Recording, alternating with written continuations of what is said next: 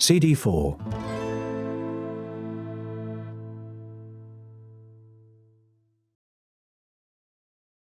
Chapter 13.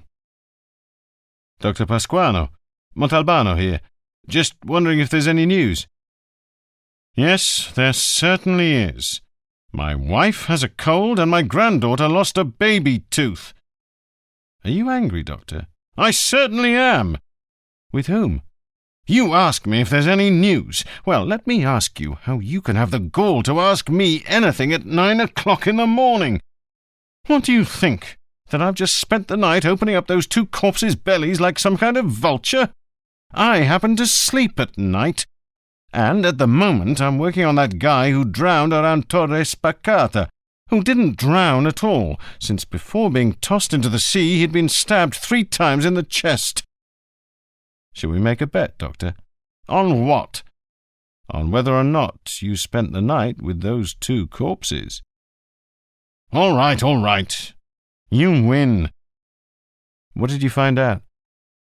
Right now I can't tell you much. I still have to look at a few other things. One sure thing is that they were killed by gunshot wounds. He to the head, she to the heart. You couldn't see the woman's wound because his hand was covering it. A textbook execution, while they were sleeping. Inside the cave? I don't think so. They were probably already dead when they were brought there, then were rearranged, still naked and all. Have you managed to establish their ages?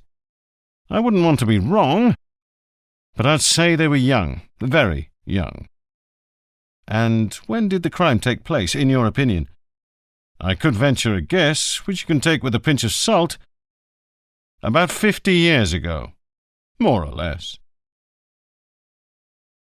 I'm not here for anyone. No phone calls for the next 15 minutes, Montalbano told Cattarella. Then he locked the door to his office, returned to his desk, and sat down.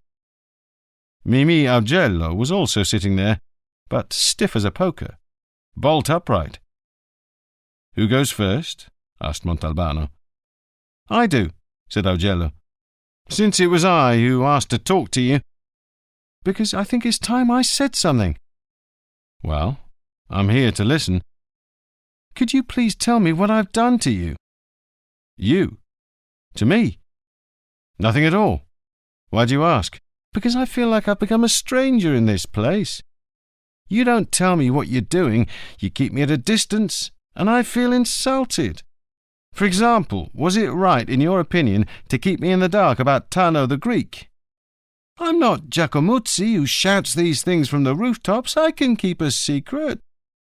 I didn't find out what happened at my own police station until I heard it at the press conference. Does that seem like the right way to treat someone who's your second in command until proved otherwise?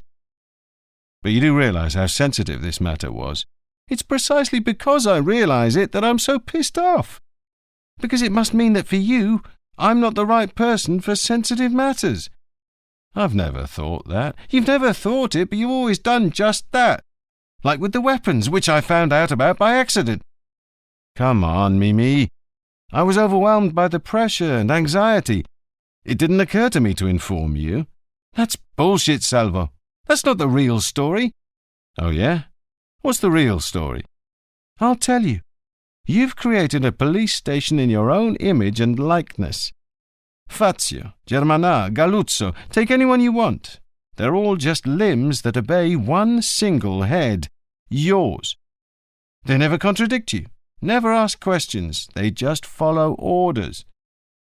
There are 2 foreign bodies here, Cattarella and me. Cattarella because he's too stupid, and me because you're too intelligent. See? That's not what I was going to say. You make me out to be arrogant, which I'm not, and you do it maliciously. Montalbano looked at him, stood up, put his hands in his pockets, circled round the chair in which Augello was sitting, then stopped. It wasn't malicious, Mimi. You really are intelligent. If you seriously believe that, then why do you cut me out? I could be at least as useful to you as the others. That's just it, Mimi. Not as useful, but more so. I'm speaking to you quite frankly, since you're making me think seriously about my attitude towards you. And maybe this is what bothers me most. So, just to please you, I ought to dumb myself down a little. Listen, if you want to have it out with me, let's go. That's not what I meant. The fact is that over the course of time, I've realized I'm sort of a solitary hunter. I'm sorry if that sounds idiotic. Maybe it's not the right term, because I do like to go hunting with others, but I want to be the only one to organize the hunt. That's the one necessary precondition for making my brain function properly. An intelligent observation made by someone else merely upsets me. It throws me off, sometimes for a whole day, and can even prevent me from following my own train of thought. I get it, said Augello. Actually, I got it some time ago, but I wanted to hear you say it yourself. So, I'm telling you now without any hostility or hard feelings. I'm going to write to the commissioner today and request a transfer. Montalbano looked him over, drew near, and leaned forward, putting his hands on Augello's shoulders. Will you believe me if I tell you that would hurt me very deeply? So fucking what? Mimi exploded. Do you expect everyone to give you everything? What kind of man are you? First you treat me like shit, then you try the affectionate approach. Do you realize how monstrously egotistical you are? Yes, I do, said Montalbano. Allow me to introduce Mr. Buruano, the accountant who so kindly consented to come here with me today, said Headmaster Burgio with stuffed shirt ceremoniousness. Please, sit down, said Montalbano, gesturing towards two small old armchairs in a corner of the room, which were reserved for distinguished guests. For himself, he pulled up one of the two straight-backed chairs in front of his desk, normally reserved for people who were decidedly undistinguished. These last few days, I feel it's been up to me to correct, or at least clarify, what gets said on television, Burgio began. Then correct and clarify, Montalbano said, smiling. Mr. Buruano and I are almost the same age. He's 4 years older, but we remember the same things. Montalbano heard a note of pride in the headmaster's voice. There was good reason for it. The twitchy Buruano, who was a bit milky-eyed to boot, looked at least 10 years older than his friend. You see, right after the Televigata news, which showed the inside of the cave in which they found the— Excuse me for interrupting, but the last time we spoke you mentioned the weapons cave, but said nothing about this other cave. Why? Because I simply didn't know it existed. Lillo never said anything about it to me. Anyway, right after the news, I called Mr. Buruano, because I'd seen that statue of the dog before, and I wanted confirmation. The dog. That was why it appeared in his nightmare, because the headmaster had alluded to it on the phone. Montalbano felt overcome by a childish feeling of gratitude. Would you gentlemen like some coffee, eh? A cup of coffee? They make it so well at the corner cafe. The two men shook their heads in unison. An orangeade, Coca-Cola, beer. If they didn't stop him, he would soon be offering them 10,000 lire each. No, thank you, we can't drink anything. Old age, you know, said Burgio. All right, then. Tell me your story. It's better if Mr. Buruano tells it. From February 1941 to July 1943, the accountant began, though still very young, I was podestà of Vigata. Either because fascism claimed to like the young, in fact it liked them so much it ate them all, roasted or frozen, made no difference, or because the only people left in town were women, children, and the elderly. Everybody else was at the front. I couldn't go because I was consumptive. I really was. I was too young to be sent to the front, Burgio interjected, to avoid any misunderstanding. Those were terrible times. The British and Americans were bombing us every day. In one 36-hour period, I counted 10 bombing raids. Very few people were left in town. Most had been evacuated, and we were living in the shelters that had been dug into the hill of Marl above the city. Actually, they were tunnels with 2 exits, very safe. We even took our beds in there. Vigata's grown a lot over the years. It's no longer the way it was back then, a handful of houses around the port and a strip of buildings between the foot of the mountain and the sea. Up on the hill, the Piano Lanterna, which today looks like New York with its high rises, had just 4 structures along a single road which led to the cemetery and then disappeared into the countryside. The enemy aircraft had 3 targets: the power station, the port with its warships and merchant ships, and the anti-aircraft and naval batteries along the ridge of the hill. When it was the British overhead, things went better than with the Americans. Montalbano was impatient. He wanted the man to get to the point, the dog, that is, but didn't feel like interrupting his digressions. Went better in what sense, Mr. Buruano? It was still bombs they were dropping. Lost within some memory, Buruano had fallen silent, and so Headmaster Burgio spoke for him. The British, how shall I say, played more fairly. When they dropped their bombs, they tried to hit only military targets, whereas the Americans dropped them helter-skelter, come what may. Towards the end of 1942, Buruano resumed, the situation got even worse. We had nothing, no bread, no medicine, no water, no clothing. So for Christmas, I decided to make a nativity scene that we could all pray to. We had nothing else left. I wanted it to be a very special nativity. That way, I thought, for a few days at least, I could take people's minds off their worries, there were so many, and distract them from the terror of the bombings. There wasn't a single family that didn't have at least one man fighting far from home, in the ice of Russia or the hell of Africa. We'd all become edgy, difficult, quarrelsome. The slightest thing would set people off. Our nerves were frayed. Between the anti-aircraft machine guns, the exploding bombs, the roar of the low-flying planes, and the cannon blasts from the ships at sea, we couldn't get a wink of sleep at night. And everyone would come to me or to the priest to ask one thing or another, and I didn't know which way to turn. I didn't feel so young any more. I felt then the way I feel now. He stopped to catch his breath. Neither Montalbano nor Burgio felt like filling that pause. Anyway, to make a long story short, I mentioned my idea to Baldassaro Chiarenza, who was a real artist with terracotta.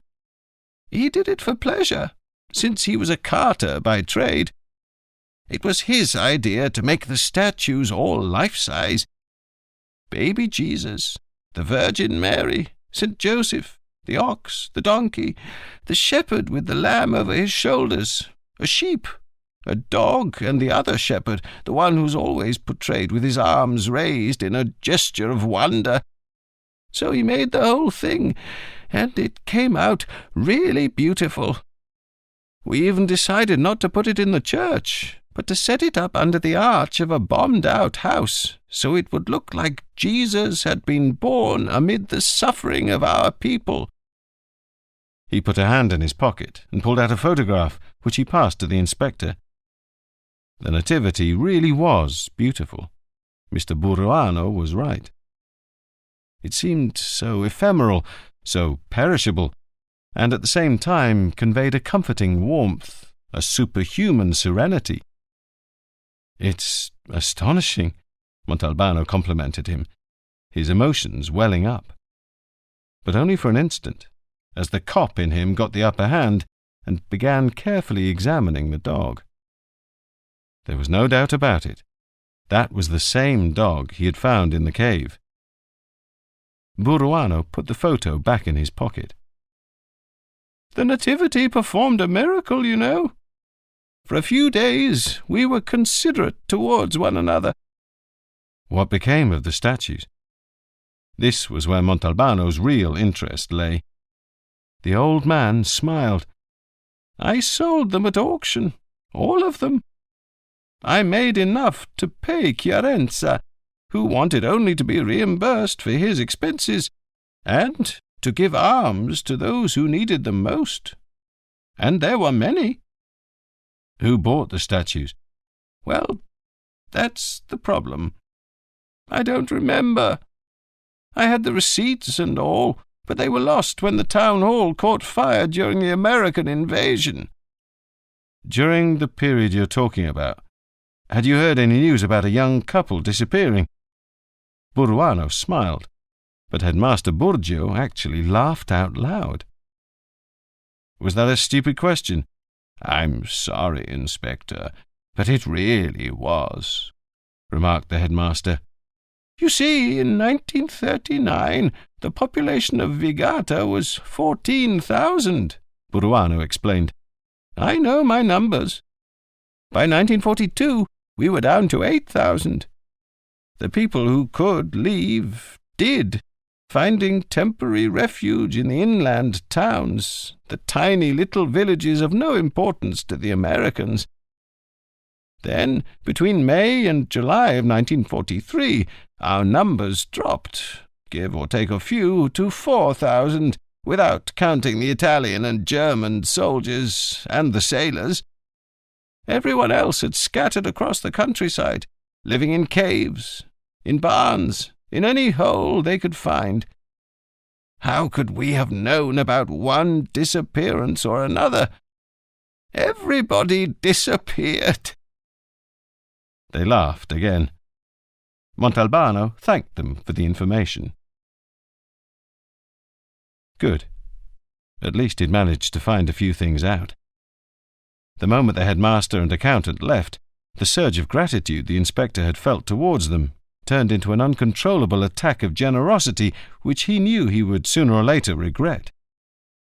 He called Mimi Augello into his office, made a full apology for his misdeeds towards his friend and collaborator, put his arm around the young man's shoulders, walked around the room with him, expressed his unconditional faith in him, spoke at great length of the investigation he was conducting in weapons trafficking, told him about the murder of Misuraka, and informed him he'd requested a court order to tap Ingrazia's telephone lines. "So, what do you want me to do?" asked Augello, overcome with enthusiasm. "Nothing.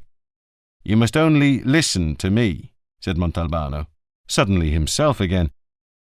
"Because if you do the slightest thing on your own initiative, I'll break your neck." The telephone rang. Picking up the receiver, Montalbano heard the voice of Cattarella, who served as phone operator. "Hello, Chief? This, what's he called? Chief Giacomuzzi to talk to you." "Put him on the line."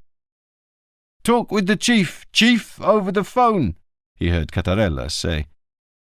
"Montalbano, since I was passing by here on the way back from the Crusticedru—" "But where are you?" "What do you mean, where am I? I'm in the room next to yours." Montalbano cursed the saints. Was it possible to be stupider than Cattarella? "Come on in." The door opened, and Giacomuzzi entered, covered with red sand and dust, dishevelled and rumpled. "Why would your officer only let me talk to you by phone?" "Giacomo, what's more idiotic, Carnival or the people who celebrate it? Don't you know what Cattarella's like? You should have just given him a kick in the pants and come in." "I've finished my examination of the cave. I had the sand sifted. Worse than the gold seekers in American movies. We found absolutely nothing. And that can mean only one thing, since Pasquano told me they both had entrance and exit wounds."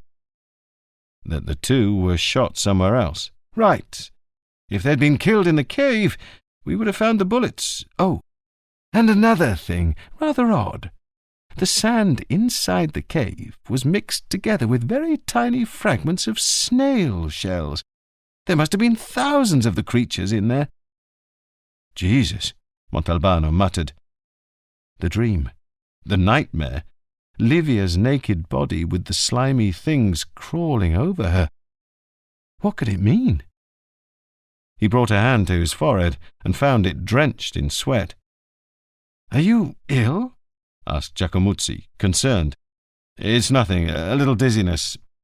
I'm tired, that's all." "Call Cattarella and have him bring you a cordial from the cafe." "Cattarella? Are you joking? Once, when I asked him to bring me an espresso, he brought me a postal envelope." Giacomuzzi put 3 coins on the desk. "These were from the bowl. I sent the rest to the lab. They won't be of any use to you. You can keep 'em as souvenirs."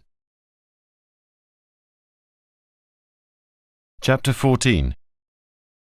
With Adelina, it was possible for an entire season to go by without the two of them ever seeing each other.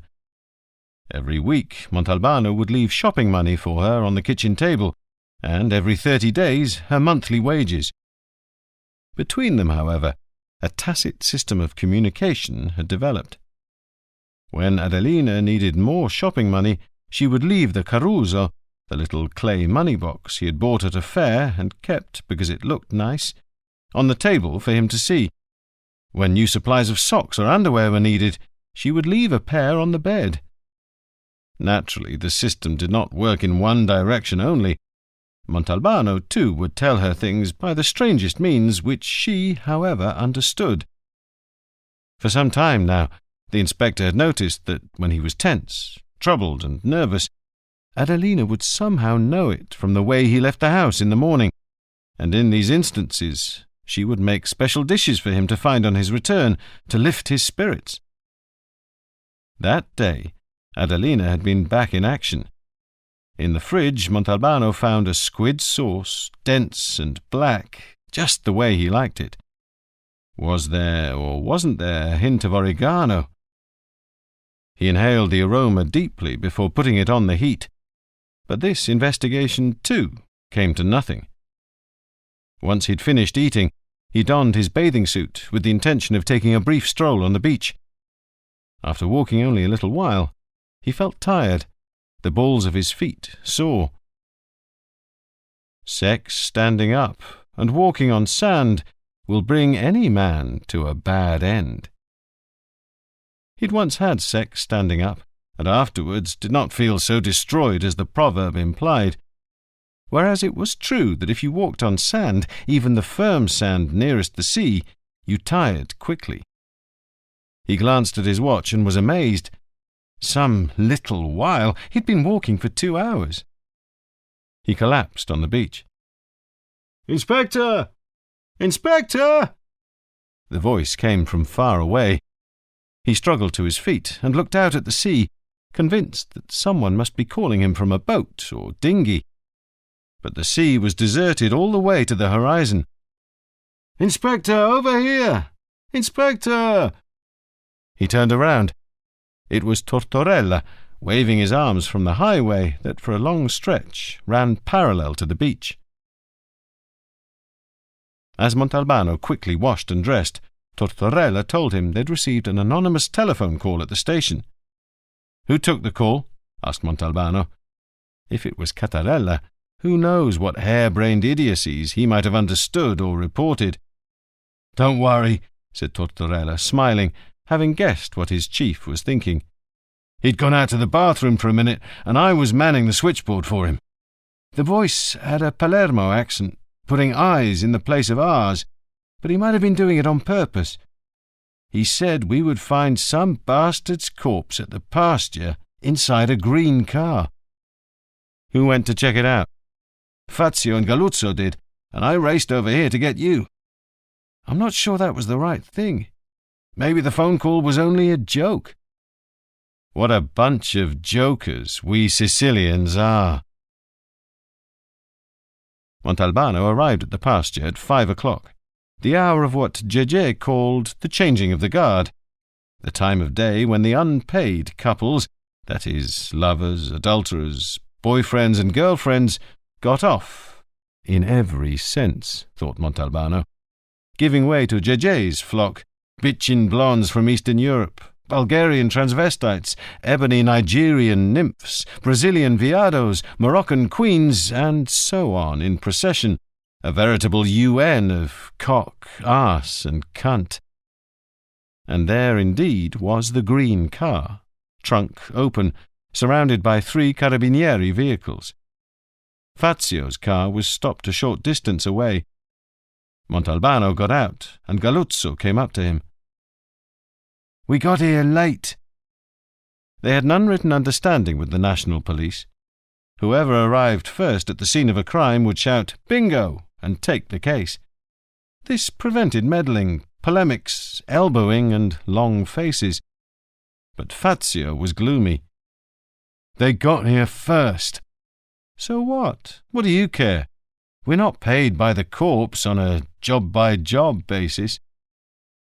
By a strange coincidence, the green car was right next to the same bush beside which an outstanding corpse had been found a year earlier, a case in which Montalbano had become very involved. The lieutenant of the Carabinieri, who was from Bergamo and went by the name of Donizetti, approached, and they shook hands. "We were tipped off by a phone call," said the lieutenant. Someone had really wanted to make sure the body was found. The inspector studied the curled-up corpse in the trunk. The man appeared to have been shot only once, with the bullet entering his mouth, shattering his teeth and lips, and exiting through the back of the neck, opening a wound the size of a fist. Montalbano didn't recognize the face. "I'm told you know the manager of this open-air whorehouse?" the lieutenant inquired with some disdain. "Yes, he's a friend of mine," Montalbano replied in a tone of obvious defiance. "Do you know where I could find him?" "At home, I would imagine." "He's not there." "Excuse me, but why do you think I can tell you where he is? You're his friend. You said so yourself." "Oh, and I suppose you can tell me at this exact moment where all your friends from Bergamo are and what they're doing." Cars were continually arriving from the main road, turning onto the pasture's small byways, noticing the swarm of Carabinieri squad cars shifting into reverse and quickly returning to the road they'd come from. The blondes from the east, Brazilian viados, Nigerian nymphs, and the rest of the gang were coming to work, smelling something fishy, and scattering in every direction. It promised to be a miserable night for Jeje's business. The lieutenant walked back towards the green car. Montalbano turned his back to him, and without saying a word, returned to his own vehicle. He said to Fazio, "You and Galuzzo stay here. See what they're doing and what they find out. I'm going to the station." Montalbano stopped in front of Sarcuto's stationery and bookshop, the only one in Vigata that was true to its sign. The other 2 sold not books, but satchels, notebooks, and pens. He remembered he'd finished the Vasquez Montalban novel, and had nothing else to read. "We've got the new book on Falcone and Borsellino," Signora Sarcuto announced as soon as she saw him enter. She still hadn't understood that Montalbano hated books that talked about the mafia, murder, and mafia victims. He didn't know why she couldn't grasp this, since he never bought them and didn't even read their jacket copy. He bought a book by Luigi Consolo, who'd won an important literary prize some time before. After he'd taken a few steps outside, the book slid out from under his arm and fell onto the pavement. He bent down to pick it up, then got back in his car. At headquarters, Cattarella told him there was no news. Montalbano obsessively wrote his name in every book he bought. As he reached for one of the pens on his desk, his eye fell on the coins that Giacomuzzi had left him. The first one, a copper coin dated 1934, had the king's profile and the words Victor Emmanuel III, King of Italy, on one side, and a spike of wheat and C5, 5 centesimi, on the other. The second coin, dated 1936 and also copper, was a little bigger and had the same king's head with the same words on one side and a bee resting on a flower with the letter C and the number 10 centesimi, on the other.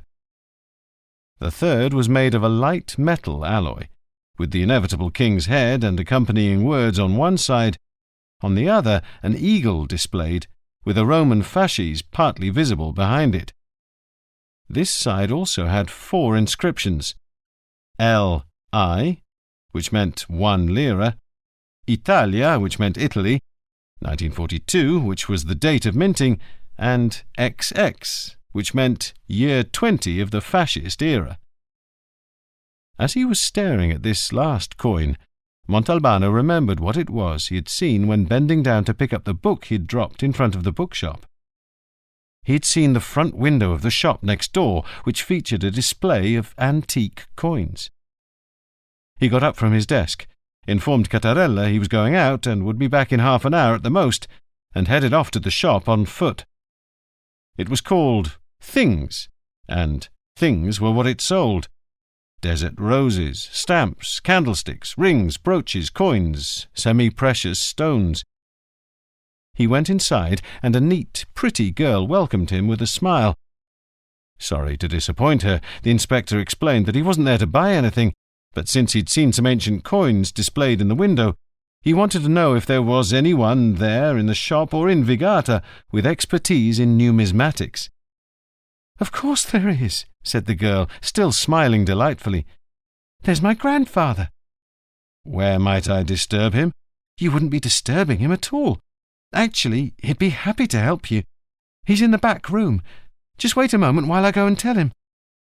He hadn't even had time to look at a hammerless, late 19th century pistol when the girl reappeared. "You can go inside." The back room was a glorious jumble of old phonographs with horns, prehistoric sewing machines, copying presses, paintings, prints, chamber pots, and pipes. And it was entirely lined with bookshelves on which sat, higgledy-piggledy, an assortment of incunabula, parchment-bound tomes, lampshades, umbrellas, and opera hats. In the middle of it all was a desk with an old man sitting behind it, an Art Nouveau lamp shedding light on his labours. He was holding a stamp with a pair of tweezers and examining it under a magnifying glass. "What is it?" he asked gruffly, without looking up. Montalbano laid the 3 coins down in front of him. The old man took his eyes momentarily off the stamp and glanced distractedly at them. "Worthless," he said. Of the various old men he'd been encountering in his investigation of the Krasticedru deaths, this one was the grumpiest. I ought to gather them all together at an old people's home, the inspector thought. That'd make it easier to question them. I know they're worthless. "So, what is it you want to know?" "When they went out of circulation." "Use your brain a little." "When the Republic was proclaimed?" Montalbano hesitantly guessed. He felt like a student who hadn't studied for the exam. The old man laughed, and his laugh sounded like the noise of 2 empty tin cans rubbing together. "Am I wrong?" "Very wrong. The Americans landed here the night of July the 9th to the 10th, 1943. In October of that same year, these coins went out of use. They were replaced by Am-Lire, the paper money printed up by Amgot, the Allied military administration of the occupied territories. And since these bills were for 1, 5, and 10 lire, the centesimo coins disappeared from circulation." By the time Fazio and Galuzzo returned, it was already dark. The inspector scolded them. "Damn you both! You certainly took your time." "Who? Us?" Fazio shot back. "You know what the lieutenant's like. Before he could touch the body, he had to wait for Pasquano and the judge to arrive. And they certainly did take their time." "And so?" "A new-laid corpse, if ever I saw one, fresh as can be. Pasquano said less than an hour had passed between the killing and the phone calls. The guy had an ID card on him. Pietro Gullo's his name. 42 years old, blue eyes, blonde hair, fair complexion, born in Murphy, resident of Fela, via Matteotti 32, married, no distinguishing features. You ought to get a job at the records office. Fazio nobly ignored the provocation and continued. I went to Montelusa and checked the archives. This Gullo had an uneventful youth, 2 robberies and a brawl. Then he straightened himself out, at least apparently. He dealt in grain. I really appreciate you seeing me right away, Montalbano said to Headmaster Burgio, who had answered the door. What are you saying? The pleasure's all mine. He let the inspector in, led him into the living room, and asked him to sit down. Angelina! The headmaster called. A tiny old woman appeared, curious about the unexpected visit, looking smart and well-groomed, her lively, attentive eyes sparkling behind thick glasses. The old people's home, thought Montalbano. Allow me to introduce my wife, Angelina. Montalbano gave her an admiring bow. He sincerely liked elderly ladies who kept up appearances even at home. Please forgive me for bothering you at supper time. No bother at all. On the contrary, Inspector, are you busy this evening? Not at all. Why don't you stay and have supper with us? We're just having some old people fare, since we're supposed to eat lightly. Soft vegetables and striped mullet with oil and lemon. Sounds like a feast to me. Mrs. Burgio exited, content. What can I do for you? Asked the headmaster. I've managed to discover the time frame in which the double homicide of the Crasticedru took place. Oh, so when did it happen? Definitely between early 1943 and October of the same year. How did you come to that conclusion?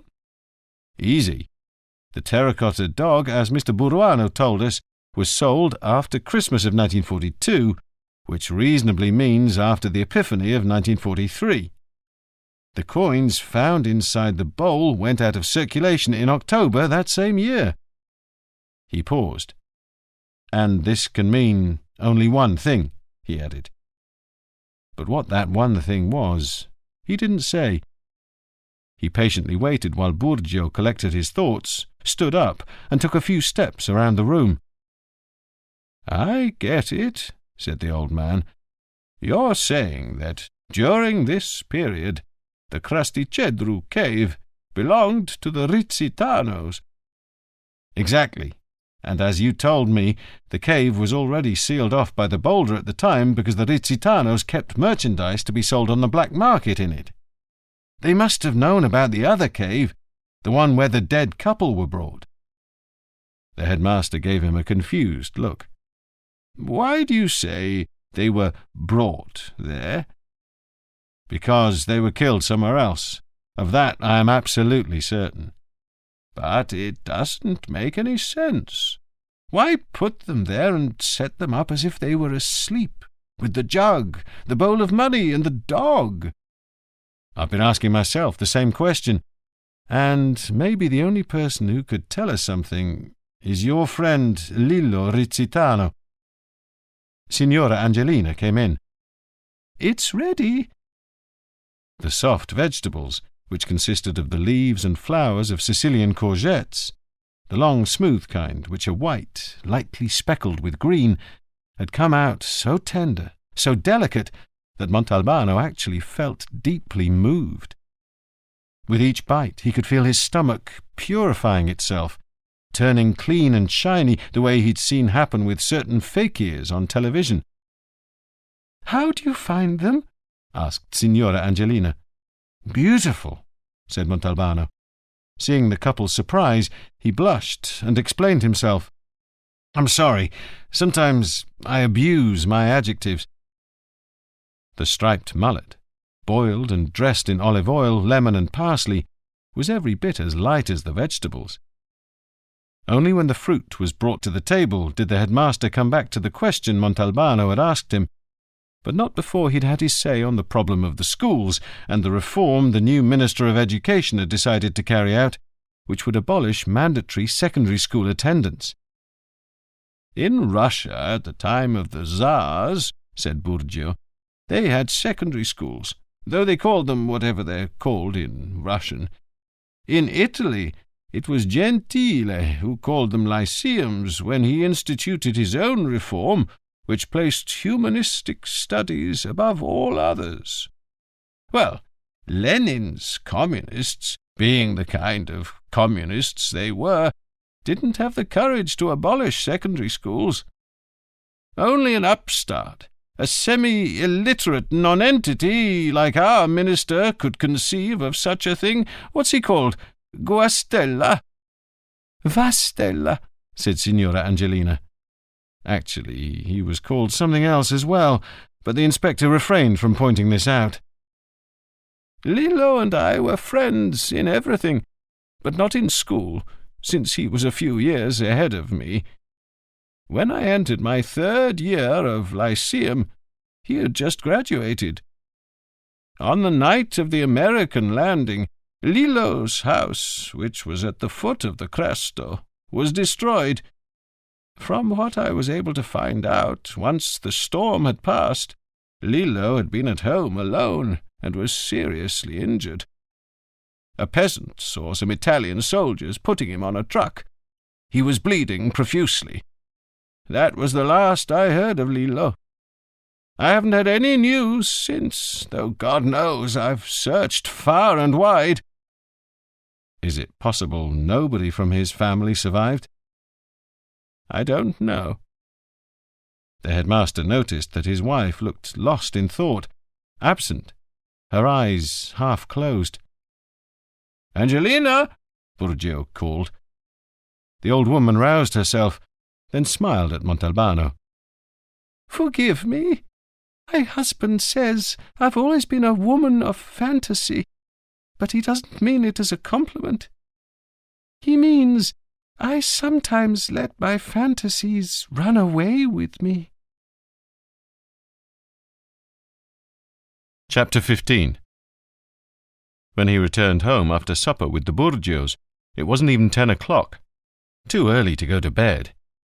On TV there was a debate on the mafia, another on Italian foreign policy, still another on the economic situation, a round table on conditions in the Montelusa insane asylum, a discussion about freedom of information, a documentary on juvenile delinquency in Moscow, another documentary on seals, still another on tobacco farming, a gangster film set in 30 Chicago, a nightly program in which a former art critic, now a parliamentary deputy and political opinion maker, was raving against magistrates, leftist politicians, and various adversaries, making himself into a little Saint-Just when his rightful place was among the ranks of carpet salesmen, wart-healers, magicians, and strippers who were appearing with increasing frequency on the small screen.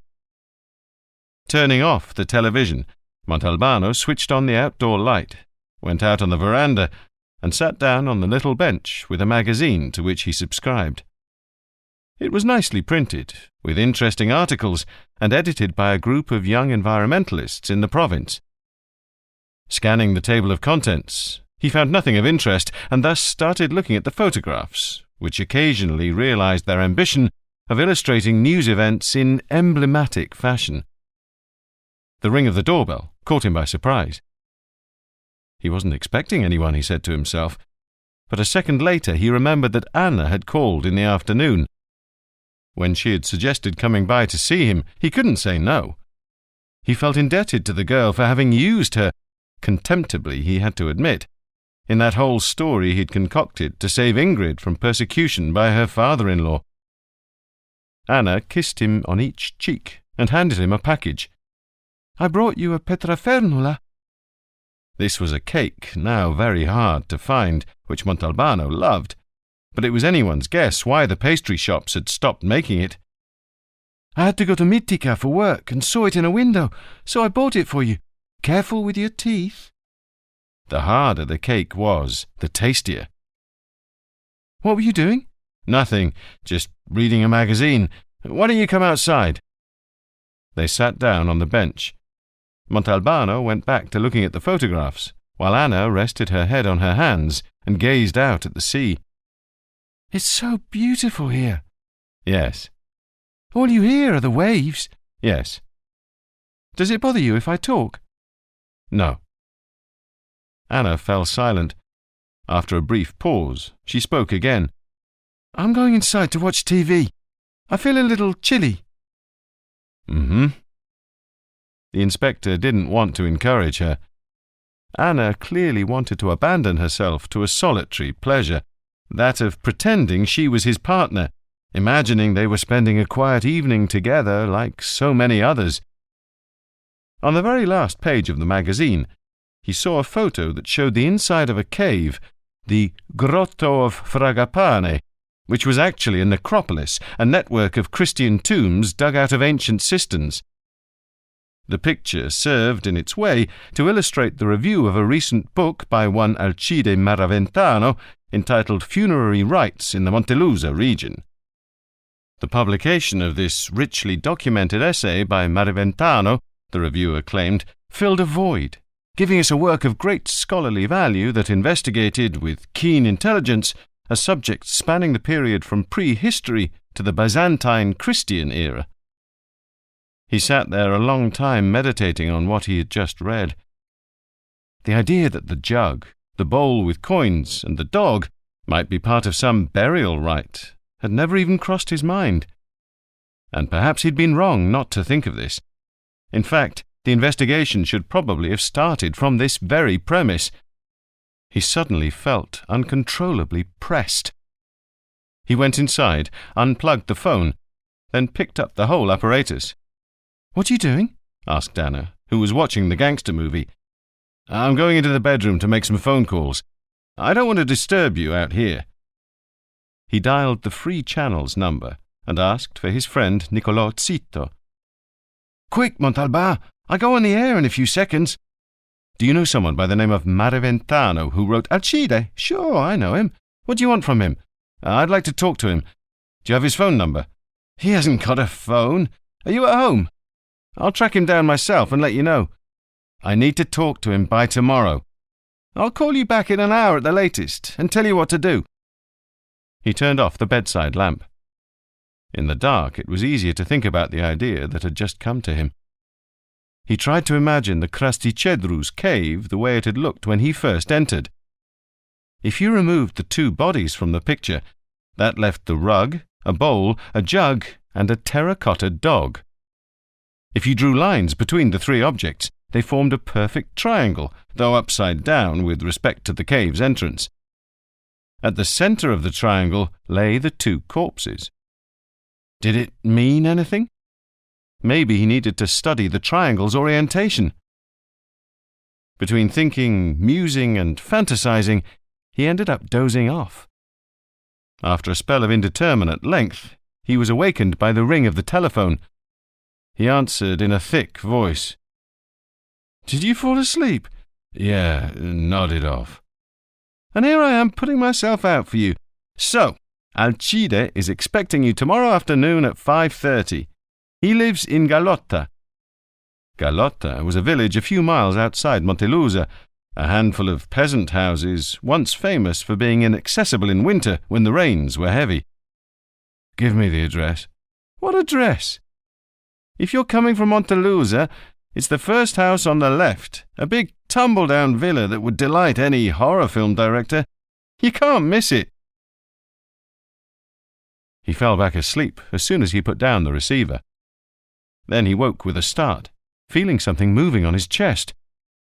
It was Anna, whom he'd completely forgotten about, lying down beside him on the bed and unbuttoning his shirt. On every piece of skin she uncovered, she planted her lips and held them there a long time.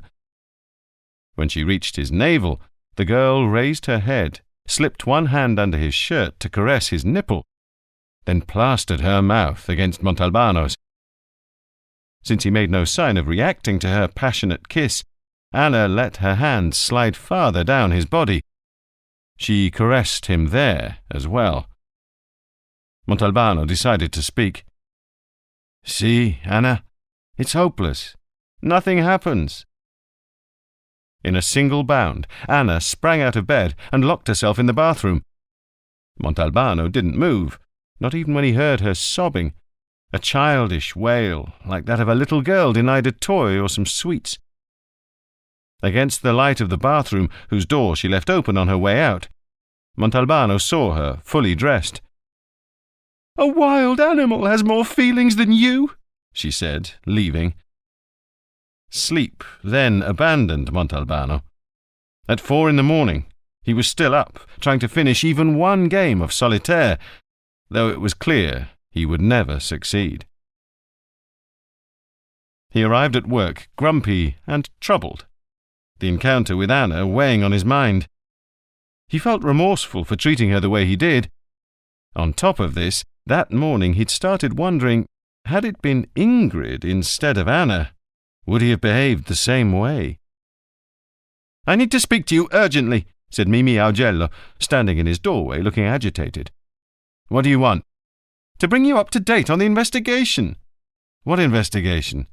"Okay, I get the message. I'll come by later." "No, you stay right here and tell me what fucking investigation you're talking about." "What do you mean?" "The one into the weapons traffic." "And I, in your opinion, put you in charge?" "In my opinion. We talked about it, remember? It seemed implicit to me." "Mimi, the only implicit thing around here is that you're a goddamn son of a bitch. No offence to your mother, of course." "Let's do this. I'll tell you what I've done, and you can decide if I should continue." "All right. Let's hear what you've done." "First of all, I thought Ingracia should be kept on a leash, so I assigned 2 of our men to tail him day and night. He can't even take a piss without me knowing about it." "2 of our men? You put 2 of ours on his tail? Don't you know that guy knows everything about our men down to the hairs on their arse?" "I'm not stupid. They're not actually ours. Not from the Vigata force, I mean. They're 2 officers from Ragona that the commissioner transferred to my service after I spoke to him." Montalbano looked at him in admiration. "Ah, so you spoke to the commissioner. Well done, Mimi. You really do know how to get around." Augello did not respond in kind, preferring to continue his explanation. "We also listened in on a phone conversation that might mean something. I've got the transcript in my room. I'll go and get it." "Do you know it by heart?" "Yes, but if you hear it, you might be able to discover—" "Mimi, at this point I think you've discovered everything there was to discover. Don't make me waste time. Now tell me what they said." "Well, from his supermarket, Ingracia phones the Brancato company in Catania. He asks for Brancato himself, who comes to the phone.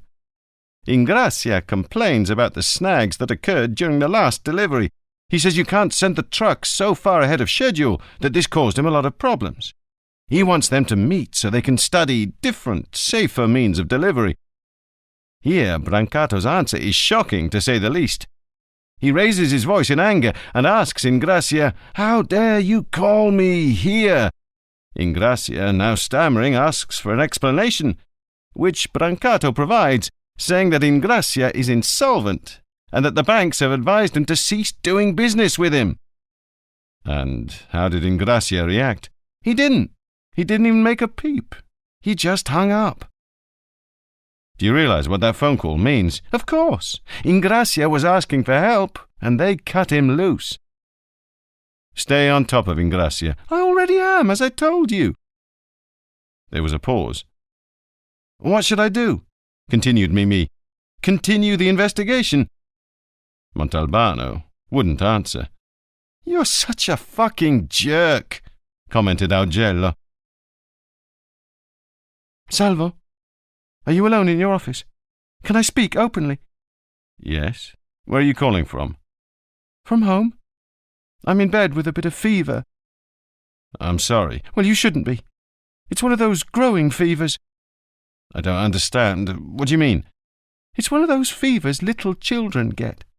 They last 2 or 3 days, around 101 or 102 degrees, no cause for alarm. It's natural, it's a growing fever. When it passes, the child has grown an inch or so, and I'm sure that when my fever is over, I too will have grown. In my head, not my body.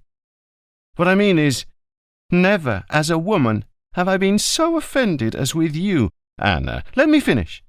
You really did offend me. You're mean, Salvo, wicked. I didn't deserve that kind of treatment. Be reasonable, Anna. What happened last night was for your own good. Anna hung up. Even though he had made her understand 100 different ways that what she wanted was out of the question, Montalbano, realizing that the girl at that moment was suffering terribly, felt like considerably less than a pig, since pork, at least, can be eaten.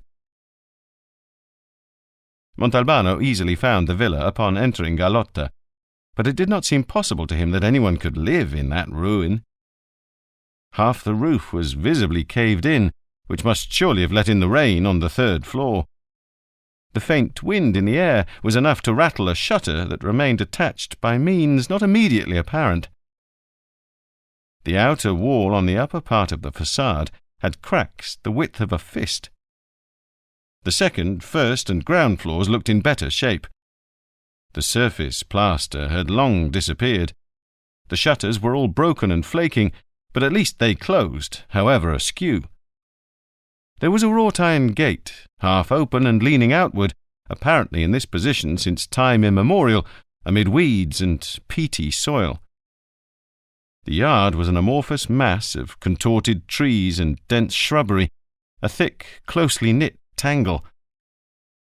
He proceeded up the path of disconnected stones and stopped when he reached the peeling front door. Darkness was already falling. The switch from daylight time to standard time really did shorten the days. There was a doorbell, and he rang it. Or rather, he pushed it, since he heard no sound whatsoever, not even far away. He tried again, before realizing that the doorbell hadn't worked since the discovery of electricity. He rapped on the door with the horse-head knocker, and finally, after the 3rd rap, he heard some shuffling footsteps. The door opened without any noise from a lock or bolt, only a long wail as of a soul in purgatory. "It was open. You needed only to push. Come inside and call me." It was a skeleton speaking to him. Never in his life had Montalbano seen anyone so thin. Or rather, he had seen a few such people on their deathbeds, dried up, shriveled by illness. This man, however, was standing, though bent over in two, and appeared to be alive. He was wearing a priest's cassock, whose original black now tended towards green, the once stiff white collar now a dense grey. On his feet, 2 hobnailed peasant boots of the kind you couldn't buy any more. He was completely bald, and his face looked like a death's head on which somebody, as a joke, had placed a pair of gold eyeglasses with extremely thick lenses, behind which the eyes foundered. Montalbano thought the couple in the cave, who'd been dead for 50 years, had more flesh on their bones than this priest. Needless to say, he was very old. In ceremonious fashion, the man invited him inside and led him into an enormous room literally crammed with books, not only on the shelves, but stacked on the floor in piles that stretched nearly to the lofty ceiling and remained standing by means of some impossible equilibrium. No light entered through the windows. The books amassed on their ledges covered them completely. The furniture consisted of a desk, a chair, and an armchair. The lamp on the desk looked to Montalbano like an authentic oil lantern. The old priest cleared the armchair of books and told the inspector to sit down. "I cannot imagine how I could be of any use to you, but go ahead and talk." "As you were probably told, I'm a police inspector, and I—" "No, nobody told me anything, and I didn't ask. Late last night, somebody from the village came and said a man from Vigata wanted to see me, and I said to have him come at 5:30. If you're an inspector, you've come to the wrong place, You're wasting your time." "Why am I wasting my time?" "Because I haven't set foot outside this house for at least 30 years. What would I go out for? The old faces have all disappeared, and I don't care much for the new ones. Somebody does my shopping every day, and in any case, I only drink milk and chicken broth once a week." "You probably heard on television—" He had barely started the sentence when he interrupted himself. The word television had sounded incongruous to him. "There's no electricity in this house." "Well, you've probably read in the papers—" "I don't read newspapers." Why did he keep setting off on the wrong foot? Taking a deep breath, he got a kind of running start and told him everything, from the arms traffic to the discovery of the dead couple in the Crasticedru. "Let me light the lamp," said the old man. "We'll talk better that way." He rummaged through some papers on the desktop, found a box of kitchen matches, and lit one with a trembling hand. Montalbano felt a chill come over him. "If he drops it," he thought, "we'll be roasted alive in 3 seconds." The operation, however, was a success, except that it made matters worse in that the lamp shed a feeble light over half of the desktop and plunged the side on which the old man sat into total darkness. In amazement, Montalbano saw the old man reach out with one hand and seize a small bottle with an odd sort of cork. There were 3 other such bottles on the desk, 2 empty and the other full with a white liquid. They weren't regular bottles, actually, but baby bottles, each furnished with a nipple. The inspector felt himself growing stupidly irritated as the old man started sucking. "You'll have to forgive me. I haven't any teeth." "But why don't you drink the milk from a mug or a cup or, I don't know, a glass?" "Because it gives me more pleasure this way. It's as if I were smoking a pipe." Montalbano decided to leave as quickly as possible. Standing up, he took from his jacket pocket 2 of the photos taken by Giacomuzzi and handed them to the priest. "Might this have been some sort of burial rite?"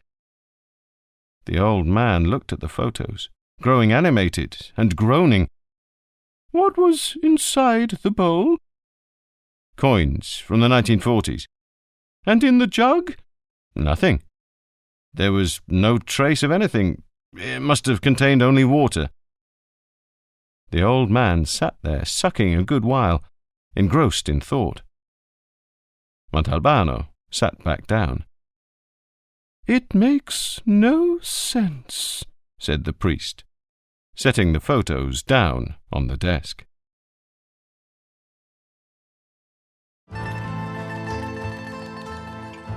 This is the end of CD 4.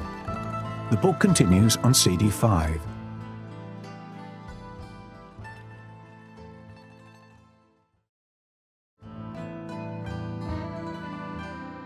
CD 5.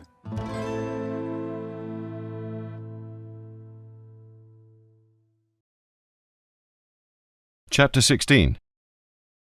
Montalbano was at the end of his rope. Bombarded with questions by the priest, he felt his thoughts growing confused, and what was worse, every time he was unable to answer, Alcide Maraventano made a kind of whining sound, and in protest began sucking louder than usual. He was already working on his 2nd baby bottle. In what directions were the heads of the dead pointed? Was the jug made of absolutely normal clay or some other material? How many coins were there inside the bowl? Exactly how far from the 2 bodies were the jug, bowl, and terracotta dog? At last, the 3rd degree ended. "It makes no sense." The interrogation's conclusion confirmed precisely what the priest had immediately surmised at the start. The inspector, with a certain, not very well concealed relief, thought he could now get up, take his leave, and go. "Wait! What's the hurry?" Montalbano sat back down, resigned. "It's not a funerary rite, but maybe it's something else." All at once, the inspector roused himself from his lethargy and regained full possession of his mental faculties. This Maraventano was a thinking mind. "Tell me, I'd much appreciate your opinion." "Have you read Umberto Eco?" Montalbano began to sweat. Jesus, now he's giving me a literature exam, he thought. But he managed to say, "I've read his first novel and the 2 small diaries, which seemed to me—" "Well, I haven't. I don't know the novels. I was referring to the treatise of general semiotics, a few of whose passages might be of use to us." "I'm embarrassed to say I haven't read it." "And I suppose you haven't read Kristeva's Semioticae either?" "No, and I have no desire to," said Montalbano, starting to feel angry. He was beginning to suspect that the old man was pulling his leg. "All right, then," said Alcide Maraventano, sighing. "I'll give you a down-to-earth example." "Something on my level," Montalbano muttered to himself. "If you, then, are a police inspector, and you find a man who's been shot and killed, and in whose mouth the killers have placed a stone, what conclusion might you draw?" "That's old stuff, you know," said Montalbano, bent on regaining the upper hand. "Nowadays they murder without giving any explanations." "I see. So for you that stone in the mouth is a kind of explanation?" "Of course." "And what does it mean?" "It means the dead man talked too much, said things he wasn't supposed to say, or was an informer."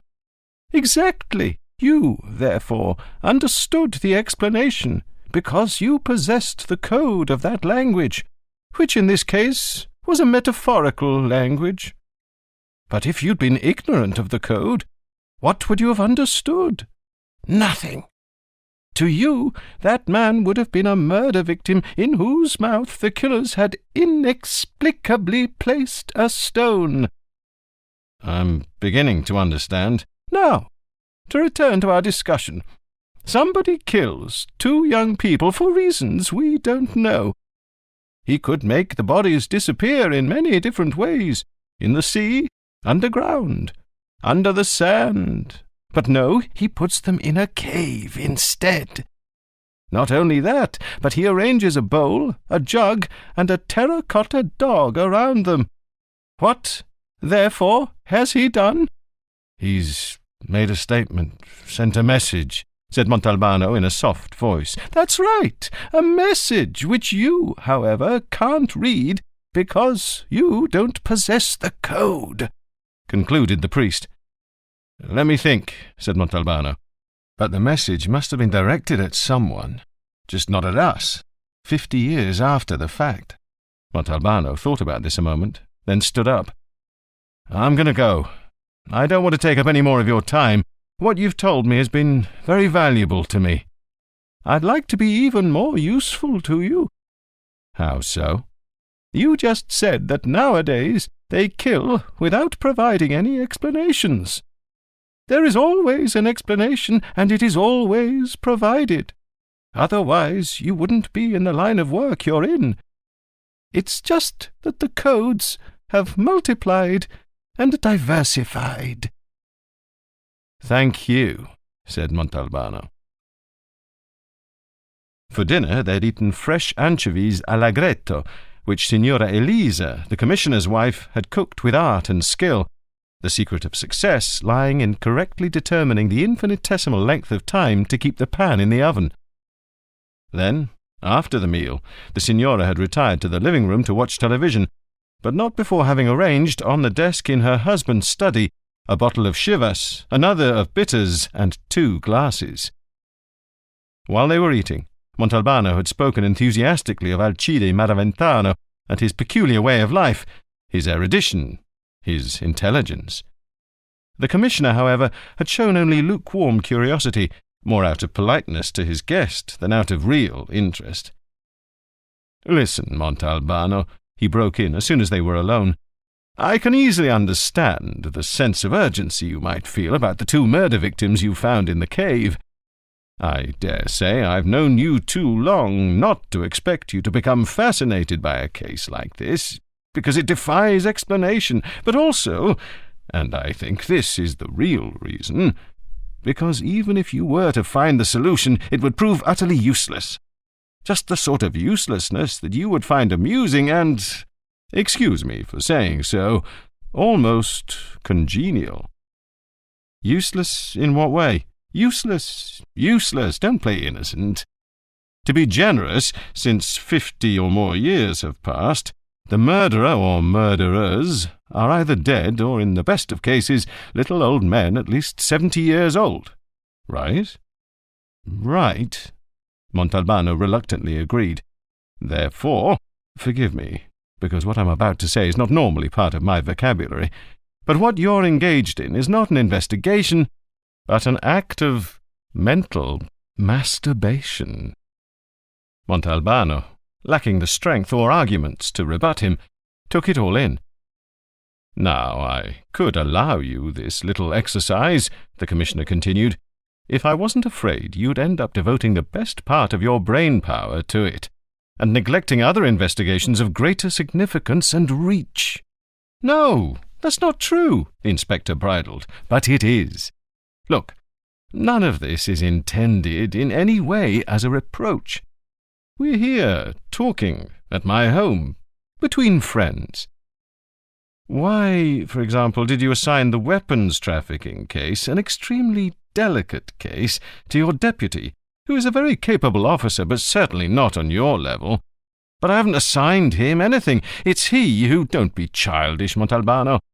You've been throwing the better part of the investigation on his shoulders, because you're well aware that you can't devote all your energies to it, since 3/4 of your brain are tied up with the other case. Tell me, quite honestly, if you think I'm wrong." "You're right," Montalbano honestly admitted after a pause. "So, let's leave it at that and move on to other matters. Why the hell don't you want me to recommend you for a promotion?" "You really want to keep crucifying me?" He left the Commissioner's house, pleased, with the anchovies all'agretto, but also because he'd managed to obtain a postponement of the recommendation of promotion.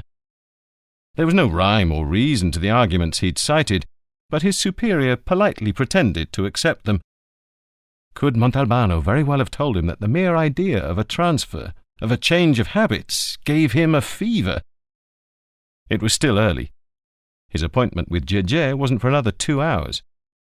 He dropped by the Free Channel studios, wanting to learn more about Alcide Maraventano. "Extraordinary, isn't he?" said Niccolò Zitto. "Did he suck milk from a baby bottle in front of you?" "And how? It's all a put-on, you know. He's just play-acting." "What do you mean? He has no teeth." "You have heard of an invention called dentures, I presume? He owns a set, and they work perfectly well. I'm told he sometimes wolfs down a quarter of veal or a roast suckling goat when nobody's looking." "So why does he do it?" "Because he's a born tragedian, or comedian if you prefer." "Is he really a priest?" "He quit the priesthood." "And the things he says, are they true or made up?" "You don't have to worry about that. His knowledge is limitless, and when he says something, it's better than gospel. Did you know he shot somebody about 10 years ago?" "Come on." "Really? Some thief broke into his house on the ground floor. He bumped into a pile of books, and they came crashing down, making an infernal racket. Maraventano, who'd been asleep upstairs, woke up, came down, and shot him with a muzzle-loading rifle, a kind of household cannon. The blast made half the village jump out of bed.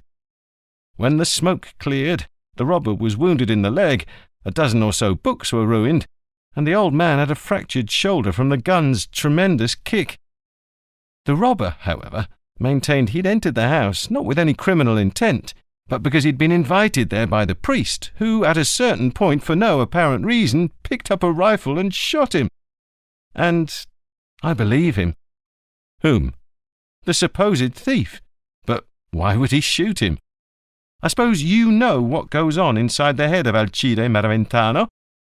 Maybe it was to see if the rifle still worked, or just to make a scene, which is more likely.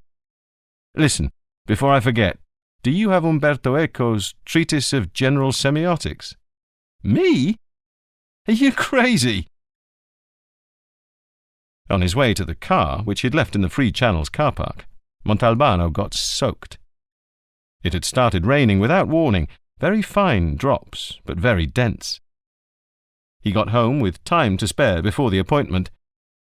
He changed clothes and sat down in the armchair in front of the TV, but then immediately got up again and went to his desk to fetch a postcard that had arrived that morning. It was from Livia. As she'd informed him by telephone, she had gone to visit her cousin in Milan for 10 days or so. On the glossy side, which showed the inevitable view of the cathedral, there was a luminescent trail of slime cutting the image in half. Montalbano touched it with the tip of his index finger. It was very fresh and slightly sticky. He examined the desk more closely. A scattadrizzo, a large, dark brown snail, was slithering across the cover of the Consolo book. Montalbano did not hesitate. The horror he'd felt after the dream, which he was still carrying around with him, was too strong. Grabbing the Vasquez Montalban novel, which he'd already read, he slammed it violently down on the one by Consolo. Caught in between, the scattadrizzo made such a noise as it was being crushed that Montalbano felt nauseated. He then tossed the 2 novels into the rubbish bin. He would buy new copies tomorrow. Gege wasn't there, but the inspector knew he wouldn't be long. His friend was never late by much. The rain had stopped, but there must have been quite a storm at sea. Large puddles had formed along the beach, and the sand gave off a strong smell of wet wood. He lit a cigarette. All at once, by the faint light of the moon that had suddenly appeared, he saw the dark shape of a car approaching very slowly, lights extinguished, from the opposite direction to where he'd come in, which was the same direction Gege should have come from. Alarmed, he opened the glove compartment, took out his pistol, cocked it, and disengaged the car door, ready to jump out. When the other car came within range, he turned on his high beam all at once. The car was Gege's, no doubt about that, but it might easily be somebody else at the wheel. "Turn off your lights!" he heard someone shout from the car. It was definitely Gege's voice, and the inspector obeyed. They spoke one to the other, each in his own car, through their lowered windows. "What the fuck are you doing? I nearly fired at you," Montalbano said angrily. "I wanted to see if they'd followed you." "If who'd followed me?" "I'll tell you in a second. I got here half an hour ago and was hiding behind the jetty at Punta Rossa." "Come over here," said the inspector. Gege got out of his car and into Montalbano's, almost huddling against him. "What's wrong? You cold?" "No, but I'm shivering anyway." He stank of fear. As Montalbano knew from experience, fear had a smell all its own, sour, yellow-green in colour. "Do you know who that was who got killed?" "Gege, a lot of people get killed. Who are you talking about?" "Pietro Gullo, that's who. The one they drove to the pasture after they killed him." "Was he a client of yours?" "A client? If anything, I was his client. He was Tano the Greek's man, his collector. The same guy who told me Tano wanted to meet you." "Why so surprised, Gege? It's the usual story. Winner take all. They use the same system in politics. Tano's businesses are changing hands, so they're liquidating everybody who worked with him. You were neither an associate nor a dependent of Tano, so what are you worried about?" "No," Gege said firmly. "That's not how it is. That's not what they told me in Trapani." "So, how is it then?" "They said there was an agreement." "An agreement?" "Oh, yes. An agreement between you and Tano. They said the shootout was bogus, a sham, a masquerade. And they're convinced that the people who staged this masquerade were me, Pietro Gullo, and somebody else they're sure to kill one of these days." Montalbano remembered the telephone call he'd received after the press conference, when an anonymous voice had called him a lousy fucking actor. "They feel offended," Gege continued. "They can't bear the thought that you and Tano spat in their faces, made them look like chumps. It means more to them than the weapons. Now, you tell me, what am I supposed to do?" "Are you sure they have it in for you, too?" "I swear to God." Why else did they bring Gullo all the way to the pasture, which is my turf? You can't get any clearer than that." The inspector thought of Alcide Marventano and what he'd said about codes.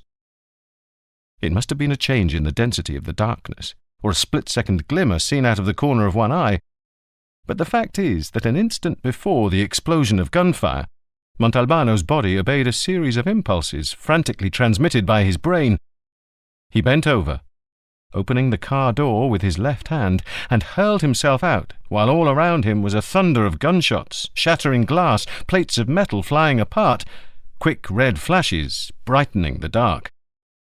Montalbano remained motionless, wedged between Jeje's car and his own, and only then did he realize he had his pistol in his hand. When Jeje had come inside his car, he'd set it on the dashboard. He must have grabbed it by instinct. After the pandemonium, a leaden silence reigned. Nothing moved. There was only the sound of the agitated sea. Then, about 20 yards away, to the side where the beach ended and the hill of Marl began, there was a voice. "Everything okay?" "Everything okay," said another voice, this one very close. "Make sure they're both finished, then we can go." Montalbano tried to picture the movements the man would have to make to verify that they were dead. Chuff, chuff, went his footsteps in the sodden sand. Now the man must be right beside the car. In a moment, he would bend down to look inside. Montalbano leapt to his feet and fired. A single shot. He clearly heard the thud of a body collapsing on the sand, then a gasping, a kind of gurgling. Then nothing. "Juju, everything all right?" asked the distant voice. Without getting back in his car, Montalbano, through the open door, put his hand on the high beam switch and waited. He could hear nothing. He decided to try his luck and started counting in his head. When he got to 50, he turned on the lights bright and stood straight up.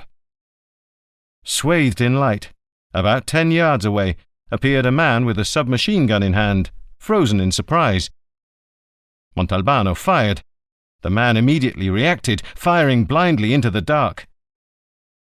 Feeling something like a tremendous punch in his left side, the inspector staggered, leaned his left hand against the car, then fired again. 3 shots in a row. The man sort of jumped in the air, turned around, and started running, as Montalbano saw the white beam of the headlights begin to turn yellow, his eyes clouding over, head spinning. He sat down on the sand, realizing that his legs could no longer support him, and leaned back against the side of the car. He waited for the pain, and when it came, it was so intense, he started howling and crying like a child. Chapter 17. As soon as he awoke, he realized he was in a hospital room, and he remembered everything in minute detail. The meeting with Jeje, the words they exchanged, the shooting. Memory failed him only from the moment he found himself between the 2 cars, lying on the wet sand with an unbearable pain in his side. But it did not fail him completely. He remembered, for example, Mimi Agello's contorted face, his cracking voice. "How do you feel? How do you feel? The ambulance is coming now. It's nothing. Just stay calm." How had Mimi managed to find him? Then, already in the hospital, someone in a white smock. "He's lost too much blood." After that, nothing. He tried to look around. The room was clean and white. There was a large window, the daylight pouring through. He couldn't move. His arms were stuck full of IVs. His side didn't hurt any more, however. It felt instead like a dead part of his body. He tried to move his legs, but couldn't. He slipped slowly away into sleep. He awoke again towards what must have been evening, since the lights were on. He closed his eyes at once when he saw that there were people in the room. He didn't feel like talking. Then, out of curiosity, he raised his eyelids just enough to see a little. Livia was there, sitting beside the bed in the only metal chair, Behind her, standing, was Anna. On the other side of the bed, also standing, was Ingrid. Livia's eyes were wet with tears. Anna was crying without restraint, and Ingrid was pale, her face drawn. "Good God!" Montalbano said to himself, in terror. He closed his eyes and escaped into sleep. At 6:30 on what he thought was the next morning, 2 nurses washed him and changed his dressings. At 7, the chief physician appeared, accompanied by 5 assistants, all of them in white smocks. The chief physician examined the chart at the foot of the bed, pulled the sheet aside, and began to touch him on his injured side. "Seems to be coming along very nicely," he declared. "The operation was a complete success." Operation? What operation was he talking about? Maybe to remove the bullet that had wounded him.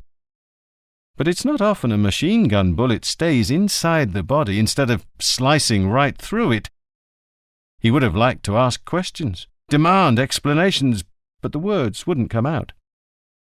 The doctor, however, seeing his eyes, guessed what questions the inspector was formulating. "We had to perform an emergency operation on you. The bullet passed through your colon." Colon? And what the hell was his colon doing in his side? The colon had nothing to do with one's sides. It was supposed to be in the belly. But if it had to do with the belly, did this mean, and here he gave such a start that the doctors noticed, that from this moment on, for the rest of his life, he could eat only mush? Mush, Montalbano finally managed to mutter, the horror of that prospect reactivating his vocal cords. "What did he say?" the chief physician asked, turning to his assistants. "I think he said brush," said one. No, he said ambush," interjected another. They left, arguing over the question. At 8:30 the door opened and Cattarella appeared. "Chief, how goes it? How you feeling?" If there was one person in the entire world with whom Montalbano felt dialogue was useless, it was Cattarella.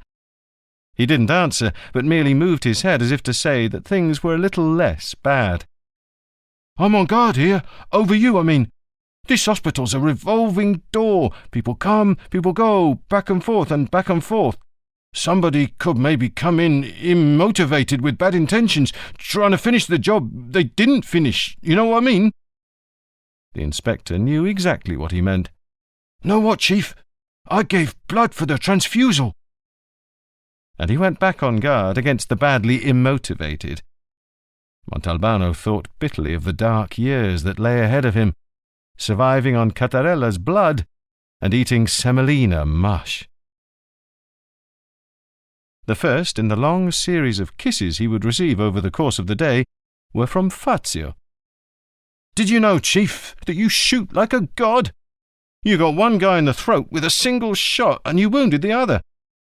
"I also wounded the other guy." "You certainly did. We don't know in what part of the body, but you wounded him all right.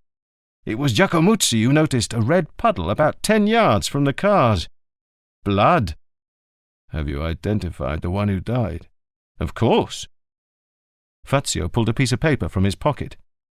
"Munafo, first name Gerlando, born in Montelusa on the 6th of September 1971, unmarried, resident of Montelusa, Via Crispi 43. No distinguishing features." He still hasn't given up his records office fetish, thought Montalbano. "And how did he stand with the law?" "Not a thing. Clean record." Fazio put the sheet of paper back in his pocket. "For a job like that, they get 500,000 lire maximum." He paused. He obviously had something to say, but didn't have the courage to say it. Montalbano decided to help him out. "Did Gege die on the spot?" "Didn't suffer at all. The volley took half his head off." The others came in, and there was an orgy of kisses and embraces. Giacomuzzi and Dr. Pasquano came from Montelusa to see him. "All the papers are talking about you," said Giacomuzzi. He seemed moved, but a little envious. I was truly sorry I didn't get to do your autopsy, said Pasquano. I'd really like to know how you're put together inside. I was the first on the scene, said Mimi Augello, and when I saw you in that condition, in that situation, I got so scared I nearly shit my pants. How did you find out? There was an anonymous call to headquarters saying there'd been some shooting at the foot of the Scala dei Turchi. Galluzzo was on duty and phoned me right away. He also said something I didn't know. He said you were in the habit of meeting Gigi at the place where the shooting was heard. He knew that. Apparently everybody knew. Half the town knew. So, anyway, I didn't even get dressed. I went right outside in my pyjamas. Montalbano raised a tired hand, interrupting him. You sleep in pyjamas? Yes, said Augello, confused. Why? Never mind. Go on. As I was racing there in my car, I called an ambulance with my cell phone, which was a good thing, because you were losing a lot of blood. Thanks, Montalbano said gratefully. What do you mean, thanks? Wouldn't you have done the same for me? Montalbano did a little rapid soul-searching and decided not to answer.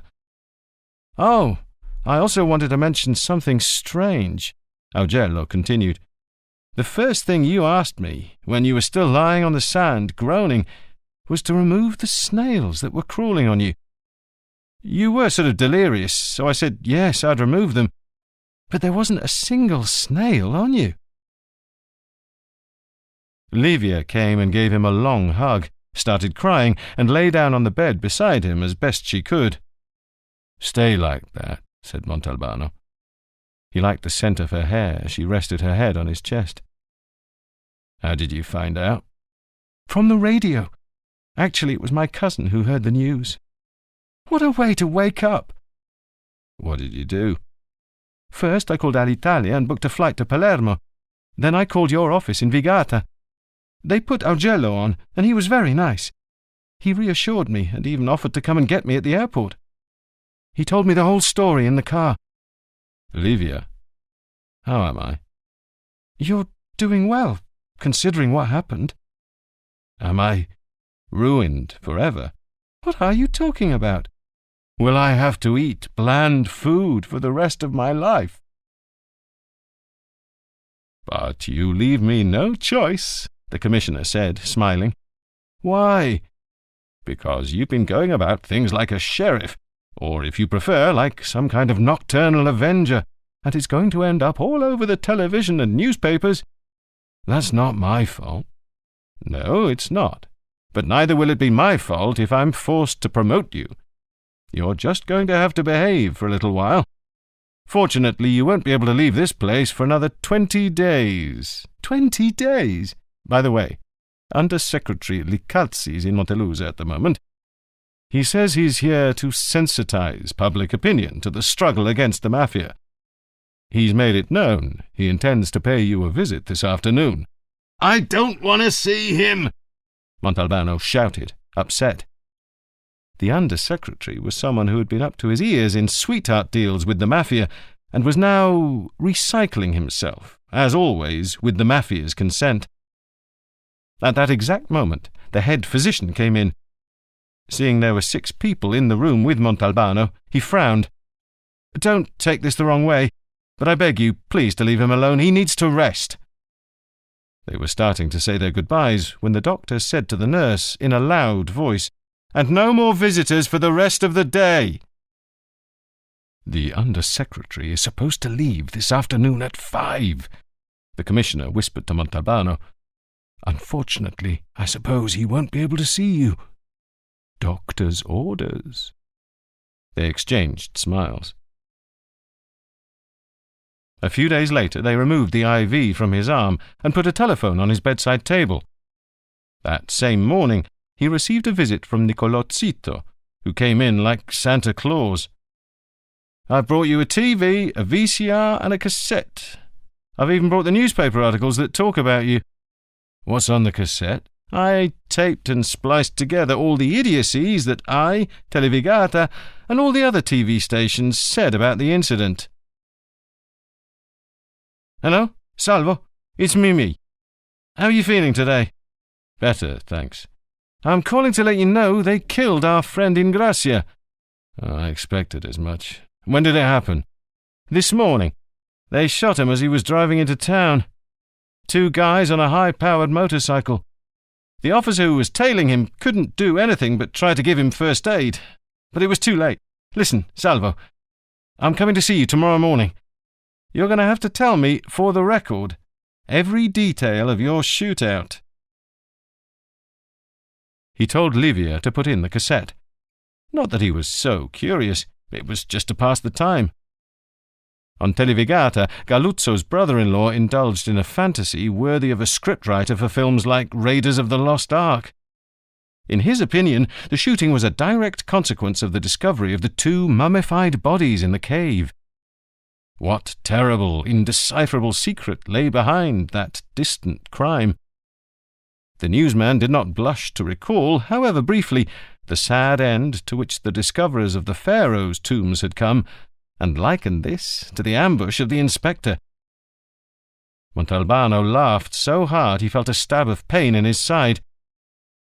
Next appeared the face of Pippo Ragonese, the same station's political commentator, a former communist, former Christian Democrat, and now a representative of the Renewal Party.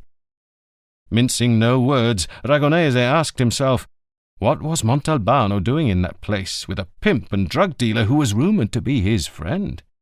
Were such associations consistent with the rigorous moral standards that every public servant should abide by?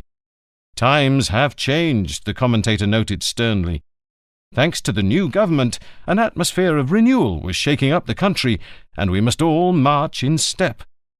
The old attitudes, the old collusions, must end once and for all.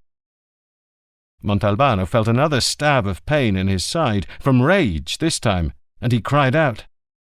Livia got up at once and turned off the video. "You're getting upset over what that arsehole says?" After half an hour of insistence and entreaties, Livia gave in and turned the video back on. Niccolò Zito's commentary was affectionate, indignant, and rational. Affectionate towards his friend, the inspector, to whom he sent his sincerest good wishes. Indignant because, despite all the politicians' promises, the mafia had a free hand across the island. And rational because it connected Tano the Greek's arrest with the discovery of the weapons. As the man responsible for these 2 powerful blows against organized crime, Salvo Montalbano had become a dangerous adversary, one who must be liquidated at all costs. Zito ridiculed the conjecture that the ambush might be an act of revenge for desecrating the dead. With what money would the assassins have been paid? With the obsolete coins that were found in the bowl? The picture then switched back to the Televigata newsman, who was now interviewing Alcide Maraventano, presented to the viewing public as a specialist in the occult. The defrocked priest was wearing a cassock sewn with multicoloured patches and sucking from a baby's bottle. In response to a series of insistent questions intended to make him acknowledge a possible connection between the ambush of the inspector and the supposed desecration, Maraventano, like a masterly, consummate actor, both did and did not acknowledge the possibility, leaving everyone in nebulous suspense. Zito's cassette concluded with the logo of Ragonese's editorial segment. But then an unknown newsman appeared, saying that his colleague was prevented from airing his commentary that evening because he'd been the victim of a brutal assault. A group of hoodlums, still unidentified, had roughed him up and robbed him the night before as he was returning home from his job at Televigata. The newsman then launched into a violent attack on the police, accusing them of no longer being able to guarantee the safety of the citizenry. "Why did Zito want you to see that report, which has nothing to do with you?" naively asked Livia, who was from the north and didn't understand certain insinuations. Augello interrogated him, and Tortorella took it all down. He explained that he'd been schoolmates and friends with Gege, and that their friendship had endured over the years, even though they found themselves on opposite sides of the barricade. He had them write in the report that Gege that evening had asked to see him, but they'd managed to exchange only a few words, barely more than a greeting. He started to mention the weapons traffic, said he'd heard talk of something that might interest me, but he didn't get a chance to tell me what it was. Augello pretended to believe this, and Montalbano went on to recount the various stages of the gunfight. "Now it's your turn to tell me," he said to Mimi. "First sign the statement," said Augello. Montalbano signed, and Tortorella said goodbye and headed back to headquarters. "There wasn't much to tell," said Augello. Ingrazia's car was overtaken by the motorcycle. The guy on the back turned round, opened fire, and that was that. Ingrazia's car ended up in a ditch. "They were pruning a dead branch," Montalbano commented. Then, with a touch of melancholy, because he felt left out of the game, "What do you think you'll do?" "The people in Catania, whom I've informed, promised not to let Brancato get away. We can always hope." Augello didn't realize it, but by informing his colleagues in Catania, he may have signed Brancato's death warrant. "So who was it?" Montalbano asked bluntly after a pause. "Who was what?" "Take a look at this." He pressed the remote and showed him the segment reporting the news of the assault on Aragonese. Mimi played the part of someone in the dark to perfection. "You're asking me? Anyway, it doesn't concern us. Aragonese lives in Montelusa." "You're such an innocent, Mimi. Here, bite my pinky." And he held out his little finger to him, as one does to teething babies. Chapter 18. After a week, the visits, embraces, phone calls, and congratulations gave way to loneliness and boredom. He had persuaded Livia to go back to her cousin in Milan. There was no point in wasting her holidays. The planned trip to Cairo, for the moment, was out of the question. They agreed that Livia would fly back down as soon as Montalbano got out of the hospital. Only then would she decide how and where to spend her 2 remaining weeks of vacation. And, little by little, the uproar surrounding the inspector and what had happened likewise died down to a mere echo, before disappearing entirely. Every day, however, Augello or Fazio would come to keep him company, but they didn't stay long, just enough to tell him the latest news and the state of certain investigations. Every morning when he opened his eyes, Montalbano made a point of devoting his thoughts and speculations to the dead couple of the Crasticedru. He wondered when he would again have the chance to be alone, in precious silence, with no disturbance of any kind, so he could develop a sustained line of reasoning from which he might receive a flash, a spark. He needed to take advantage of this situation, he would say to himself, and he'd begin to replay the whole affair in his mind with the speed of a galloping horse. Soon, however, he would find himself moving at a lazy trot, then at a walk, and finally a kind of torpor would ever so slowly overwhelm him, body and mind. "Must be my convalescence," he told himself.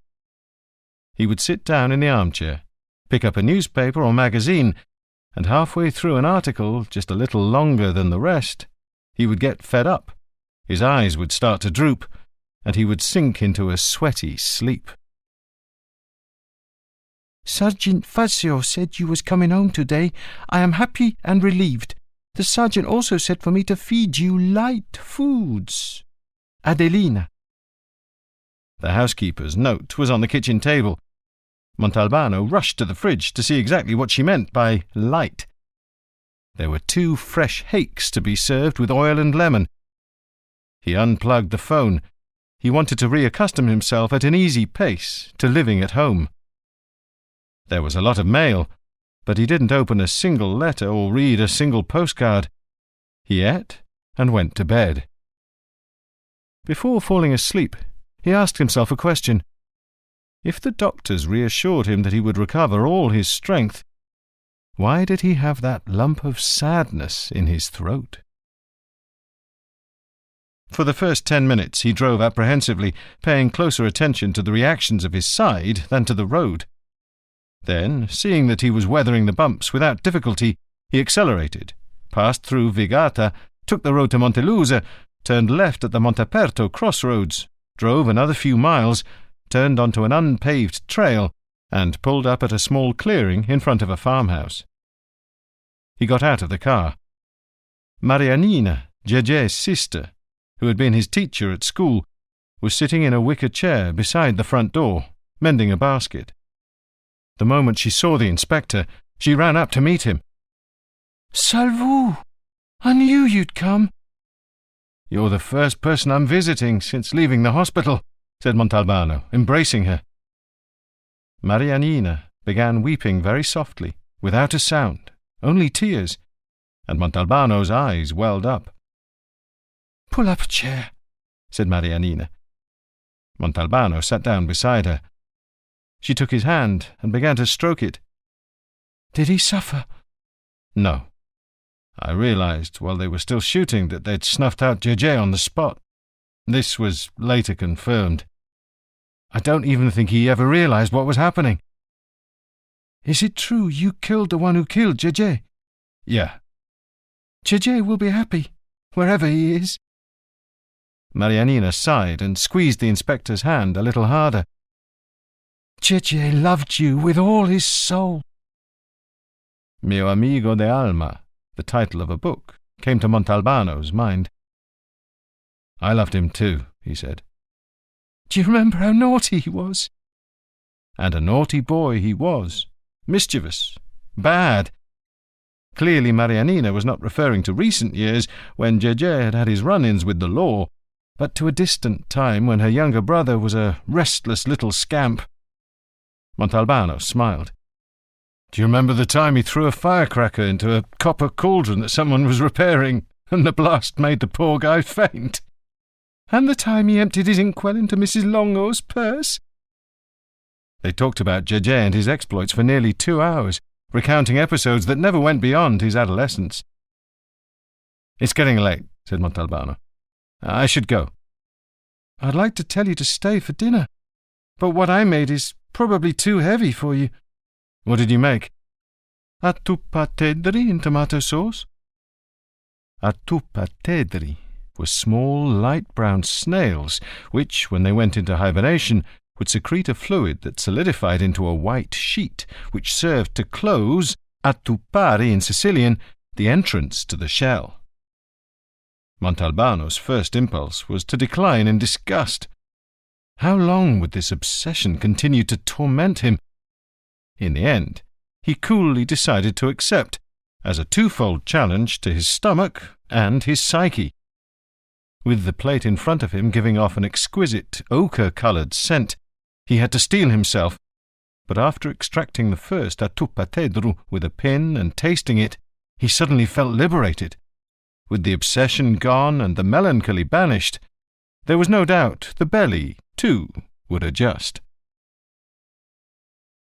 At headquarters he was smothered by embraces. Tortorella even wiped away a tear. "I know what it means to come back after being shot," said the officer. "Where's Agello?" "In his office. Your office," said Cattarella. He opened the door without knocking, and Mimi leapt out of the chair behind the desk, as if he'd been caught stealing. He blushed.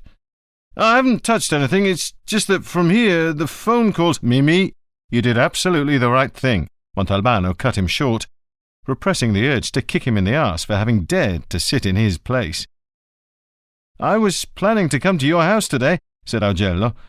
"To do what?" "To arrange protection." "Protection? For whom?" "For whom? For you, of course. There's no saying they won't try again after coming up empty the first time." "You're wrong. Nothing more's going to happen to me, because, you see, Mimi, it was you who had me shot." Augello turned so red, he looked as though someone had inserted a high-voltage plug up his bum. He started trembling. Then all his blood disappeared, God knows where, leaving him pale as a corpse. "Where do you get these ideas?" he managed to mutter awkwardly. Montalbano reckoned he'd sufficiently avenged himself for the expropriation of his desk. "Calm down, Mimi. That's not what I meant to say. What I meant was, it was you who set the mechanism in motion that led to my shooting." "Explain yourself," said Augello, collapsing into the chair and dabbing all around his mouth and forehead with his handkerchief. "You, my good friend, without consulting me, without asking if I agreed or not, put 2 officers on Ingrazia's tail. Did you really think he was so stupid he wouldn't notice? It took him maybe half a day to find out he was being shadowed, and he understandably thought it was me who gave the order. He knew he'd fucked up a couple of times and that I had him in my sights, and so, to brush up his image for Brancato, who was planning to get rid of him, it was you who related their phone conversation to me. He hired 2 arseholes to eliminate me. Except that his scheme turned into a fiasco. By this time Brancato, or somebody else, had got fed up with Ingrazia and his brilliant ideas. Don't forget the pointless little murder of poor Cavaliere Misuraca. And so they took matters in hand and made him vanish from the face of the earth. If you hadn't put Ingrazia on his guard, Gege would still be alive, and I wouldn't have this pain in my side. And there you have it." "If that's how things went, I guess you're right," said Mimi, annihilated. "That's how things went. You can bet your arse on it." The plane pulled up very near to the gate, so the passengers didn't need to be shuttled by bus to the terminal. Montalbano saw Livia descend the ramp and walk towards the entrance with her head down. Hiding in the crowd, he watched Livia as she waited interminably for her baggage, collected it, loaded it onto a cart, and then headed towards the taxi stand. They had agreed the night before that she would take the train from Palermo to Montelusa, and that he would limit himself to picking her up at the station. At the last minute, however, he had decided to surprise her and show up at Punta Raisi airport. "Are you alone? Need a lift?" Livia, who was making her way towards the first cab in line, stopped in her tracks and shouted, "Salvo!" They embraced happily. "But you look fantastic," she commented. "So do you," said Montalbano. "I've been watching you for over half an hour, ever since you got off the plane. Why didn't you say something sooner? I like seeing how you exist without me." They got in the car, and immediately Montalbano, instead of starting the ignition, hugged and kissed her, put a hand on her breast, and lowered his head, caressing her knees and stomach with his cheek. "Let's get out of here," said Livia, breathing heavily, "or we'll get arrested for lewd behaviour in public." On the road to Palermo, the inspector had an idea and made a suggestion. "Shall we stop in town? I want to show you La Vucceria." "I've already seen it, in the Guttuso painting." "That's a shitty painting, believe me. We'll book a hotel room, hang out a little, walk around, go to La Vucceria, get some sleep, and head back to Vigata tomorrow morning. I don't have any work to do in any case, so I can consider myself a tourist." Once inside the hotel, they failed in their intention to freshen up quickly and go out. They did not go out. They made love and fell asleep. Then they woke up and made love again. When they finally left the hotel, it was already getting dark. They went to La Vucceria. Livia was shocked and overwhelmed by the shouts, the exhortations, the cries of the merchants calling out their wares, the speech, the arguments, the sudden brawls, the colours so bright they seemed unreal, painted. The smell of fresh fish mingled with that of tangerines, boiled lamb entrails, sprinkled with caciocavallo cheese, a dish called meusa, and fritters, all of them fusing into a unique, almost magical whole. Montalbano stopped in front of a second-hand clothes shop. "In my university days, when I used to come here and eat meusa and bread, which today would only make my liver burst, this shop was the only one of its kind in the world. Now they sell second-hand clothes, but back then the shelves were empty, all of them. The owner, Don Cesarino, used to sit there behind the counter, which was also completely bare, and receive clients." "Clients? But the shelves were all empty." "They weren't exactly empty. They were, well, full of purpose, full of requests. The man sold stolen goods to order, You'd go to Don Cesarino and say, I need a certain kind of watch, or I want a painting, say a 19th century dock scene, or I need this or that sort of ring. He'd take your order, write it down on a piece of pasta paper, the rough, yellow kind we used to have. He'd negotiate the price, and then tell you when to come back. On the appointed date, and not one day later, he would pull the requested merchandise out from under the counter and hand it over to you. All sales were final. But what need was there for him to have a shop? I mean, he could have done that sort of business anywhere, in a cafe, on a street corner. You know what his friends in La Vucceria used to call him? Don Cesarino u Putiaru, the shop owner. Because Don Cesarino didn't see himself as a front man, as they might call him today, nor as a receiver of stolen goods. He was a shopkeeper like any other, and his shop, for which he paid rent and electricity, were proof of this. It wasn't a facade. You're all insane. Like a son. Let me hug you like a son, said the headmaster's wife, squeezing him to her breast and holding him there. You have no idea how worried you had us, said her husband, echoing her sentiments. Headmaster Burgio had phoned him that morning to invite him to dinner. Montalbano had declined, suggesting he drop by in the afternoon instead. They showed him into the living room. Let's get right to the point, Burgio began. We don't want to take up too much of your time. I have all the time in the world, being unemployed for the moment. My wife told you, when you were here that time for dinner, that I call her a woman of fantasy. Well, right after you left, she started fantasizing again. We had wanted to call you sooner, but then what happened. Suppose we let the inspector decide whether or not they're fantasies, the signora said, slightly piqued, before continuing in a polemical tone.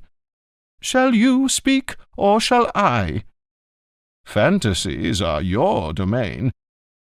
I don't know if you still remember, but when you asked my husband where you could find Lillo Rizzitano, he answered that he hadn't had any news of him since July 1943. Then something came back to me, that a girlfriend of mine also disappeared during that period. Except that I actually heard from her a while later, but in the strangest way. Montalbano felt a chill run down his spine. The two lovers of the Crasticedru had been murdered very young. How old was this friend of yours? 17, but she was a lot more mature than me. I was still a little girl. We went to school together. She opened an envelope that was on the coffee table, took out a photograph, and showed it to Montalbano. This was taken on our last day of school, our final year. She's the first one on the left in the back row, and that's me next to her. All smiling and wearing the fascist uniforms of the Giovanni Italiani. The teacher was giving the Roman salute.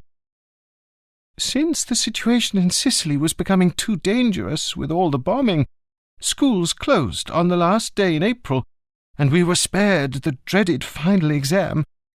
We passed or failed solely on the basis of our grades. Lisetta, that was my friend's name, Lisetta Moscato, moved to a little inland village with her family. She wrote to me every other day, and I still have all her letters, at least the ones that arrived. The mail in those days, you know. My family also moved out. We went all the way to the mainland to live with one of my father's brothers. When the war was over, I wrote to my friend at both addresses, the one in the inland village and the one in Vigata. But she never wrote back, and this worried me. Finally, in late 1946, we returned to Vigata, and I looked up Lisetta's parents. Her mother had died, and at first her father didn't want to see me.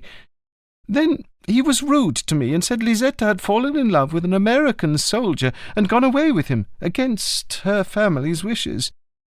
And he added that as far as he was concerned, his daughter might as well be dead. That does seem plausible, frankly, said Montalbano. What did I tell you?" the headmaster cut in triumphantly. "But you see, Inspector, the whole thing was strange just the same, even without counting what happened later. It's strange because, first of all, if Lisetta had fallen in love with an American soldier, she would have let me know in any way possible. And second, because in the letter she sent me from Serra di Falco, that was the name of the village where they'd taken refuge, she kept harping on the same theme, the torment she suffered being separated from a mysterious young man with whom she was terribly in love, whose name she would never tell me." "Are you sure this mysterious lover really existed? Might he not have been some girlish fantasy?" "Lisetta wasn't the type to indulge in fantasies." "You know," said Montalbano, "at age 17, and even later, you can never swear by matters of the heart." "Put that in your pipe and smoke it," said the headmaster. Without saying a word, the signora extracted another photo from the envelope. It showed a young woman in bridal dress, giving her arm to a good-looking boy in a U.S. Army uniform. "This came to me from New York in early 1947, according to the postmark." "And this, in my opinion, dispels all doubt," the headmaster concluded. "Not at all. If anything, it raises doubt." "In what sense, signora?" "Because it was the only thing that came in the envelope. Only this photograph of Lisetta and the soldier, nothing else. No note, nothing. Not even any writing on the back of the photo. You can see for yourself. So, can you explain to me why a true, intimate friend would send me only a photograph without writing a single word?" "Did you recognize your friend's handwriting on the envelope?" "The address was typed." "Ah," said Montalbano. "And one last thing. Lisetta Moscato and Lillo Rizzitano were first cousins, and Lillo really loved her, like a little sister." Montalbano looked at the headmaster. "He adored her," Burgio admitted. Chapter 19. The more he mulled it over, circled round it, snuck up beside it, the more convinced he became that he was on the right track. He hadn't even needed his customary meditative walk to the end of the jetty. Upon leaving the Burgio house with the wedding photo in his pocket, he'd raced off directly to Montelusa. "Is the doctor in?" "Yes, but he's busy. I'll let him know you're here," said the receptionist. Pasquano and his two assistants were standing around the marble table, on top of which lay a naked corpse with eyes agape. And the dead man had good reason to look so wide-eyed, as if in surprise, since the three were drinking a toast with paper cups. The doctor had a bottle of spumante in his hand. "Come on in, we're celebrating." Montalbano thanked the assistant, who handed him a cup, and Pasquano poured him a finger or two of the sparkling wine. "To whose health?" asked the inspector. "To mine. With this guy here, I've just performed my 1,000th autopsy." Montalbano drank up, called the doctor aside, and showed him the photograph. "Do you think the dead girl from the Crusty Cedro could have had a face like this one?" "Would you please go fuck yourself?" Pasquano gently asked. "Sorry," said the inspector. He turned on his heels and left. He was the arsehole, not the doctor. He'd let himself get carried away by his enthusiasm, and had gone and asked Pasquano the most idiotic question imaginable. He had no better luck at the crime lab. "Is Giacomuzzi in?" "No, he's at the commissioner's office." "Who's in charge of the photography lab?" "De Francesco, in the basement." De Francesco eyed the photo as if he hadn't yet learned that one could reproduce images on light-sensitive film. "What do you want me to do?" "Tell me if you think it's a photomontage." "Oh, that's not my game. I only know about taking pictures and developing them. The more difficult stuff we sent to Palermo." Then the wheel turned in the right direction and things started falling into place. Montalbano phoned the photographer of the magazine that had published the review of Maraventano's book, whose name he remembered. "Sorry to trouble you. Is this Mr. Contino?" "Yes, it is. Who's speaking?" "This is Inspector Montalbano. I need to talk to you about something. Pleased to make your acquaintance. You can come right now if you like. The photographer lived in the old part of Montelusa, in one of the few houses to survive a landslide that had done away with an entire quarter, one that bore an Arab name. Actually, I'm not a photographer by profession. I teach history at the Lyceum, and I love it. How can I be of help to you? Do you think you could tell me if this photograph is a montage? I could try, said Contino, examining the photo. When was it taken, do you know? Around 1946, I'm told. Come by again tomorrow. Montalbano hung his head and said nothing. Is it very urgent? I'll tell you what. I can give you a preliminary answer in, say, 2 hours, but I'll need more time to confirm it. It's a deal. The inspector spent the 2 hours in an art gallery that was featuring a show by a 70-year-old Sicilian painter, still caught up in a sort of populist rhetoric, but felicitous in his intense and lively use of colour. Yet he lent only a distracted eye to the paintings, as he was impatient for Contino's answer. Every 5 minutes he looked at his watch. So, what did you find? I've just finished. In my opinion, it is definitely a photomontage. Rather well done. What makes you think so? The background shadows. The girl's head has been mounted in place of the real bride's head. Montalbano had not told him this. In no way had Contino been alerted to this fact or been led to this conclusion by the inspector. I'll say even more. The girl's face has been retouched. In what way? She's been, made to look a little older. Could I have it back? Sure. I don't have any more use for it. I thought it was going to be more difficult, but there's no need for any further confirmation. You've been extremely helpful. Listen, Inspector, the opinion I gave you is just between us, okay? It has no legal value whatsoever. The Commissioner greeted him at once, with arms joyfully open. What a wonderful surprise! Do you have a little time? Come along with me. We'll go to my house. I'm expecting a phone call from my son. My wife will be so happy to see you. The Commissioner's son, Massimo, was a doctor who belonged to a volunteer organization that defined itself as Without Borders. Its members went to work in war-torn countries, lending their skills as best they could. My son's a pediatrician, you know. He's in Rwanda at the moment. I'm very worried about him. Is there still fighting? I wasn't referring to the fighting. Every time he manages to call us, he sounds more and more overwhelmed by the horror and anguish. The Commissioner fell silent. To distract him from his preoccupations, Montalbano told him the news. I'm 99% certain I know the first and last name of the dead girl we found in the Crasticedru.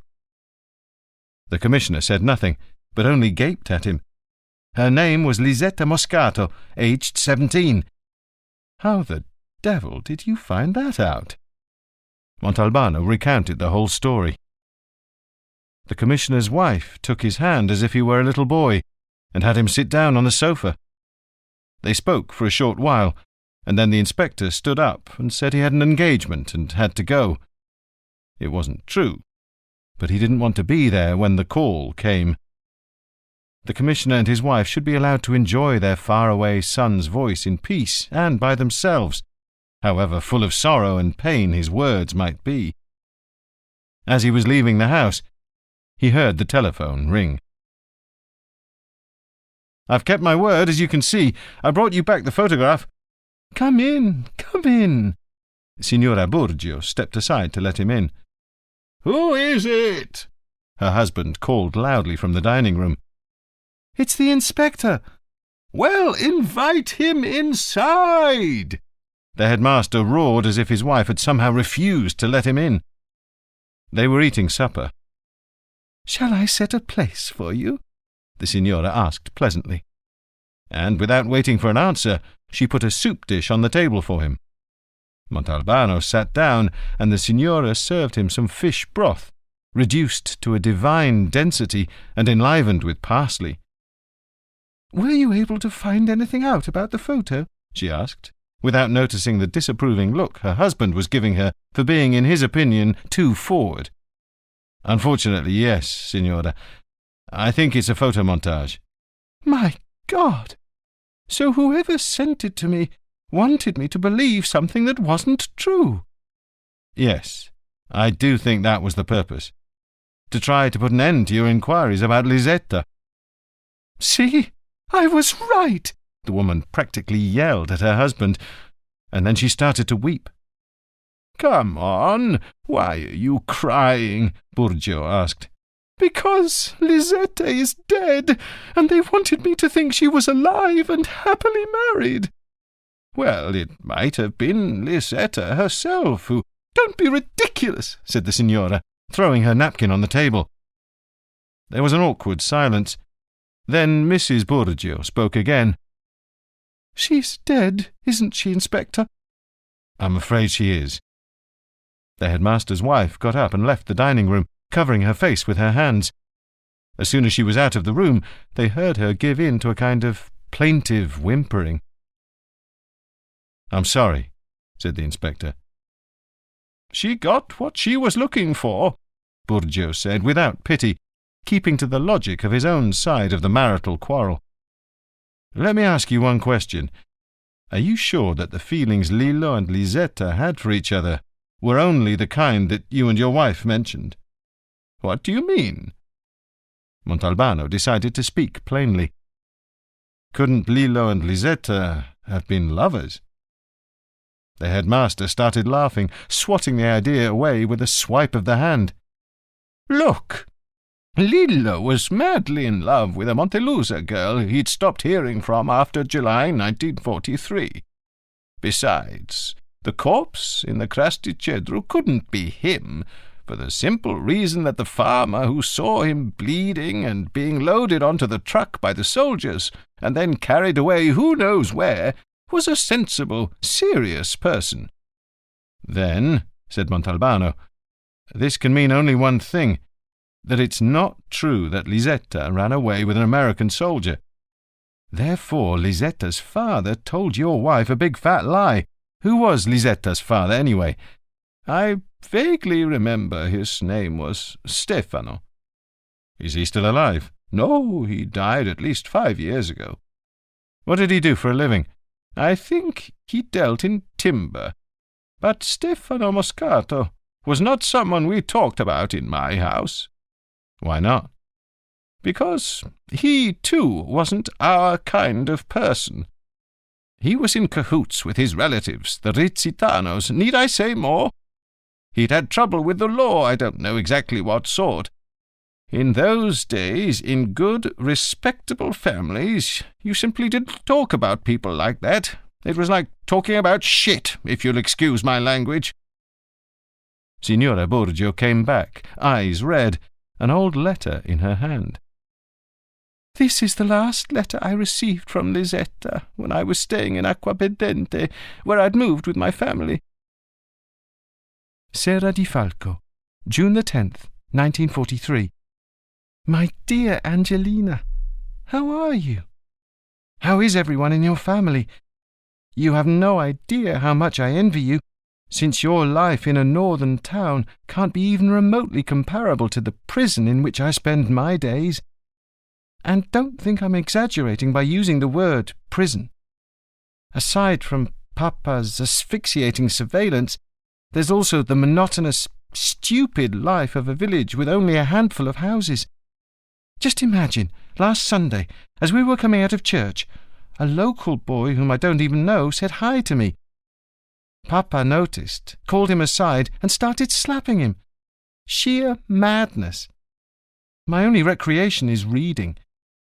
And I have a friend, Andreuccio, a 10-year-old boy, my cousin's son. He's very smart. Have you ever noticed that little children are sometimes more clever than we are? For several days now, Angelina, I've been living in despair. I received, by means so adventurous it would take me too long to explain here, a little note, 4 lines, from him. He says he's desperate. He can no longer stand not seeing me, and now After staying put all this time in Vigata, they've just received orders to leave in the next few days. I feel like I'm dying without him. Before he leaves, before he goes away, I must spend a few hours with him, even if it means doing something crazy. I'll keep you informed. Meanwhile, I send you a great big hug. Yours truly, Lisetta. So, you never did find out who this him was, said the inspector. No, she never wanted to tell me.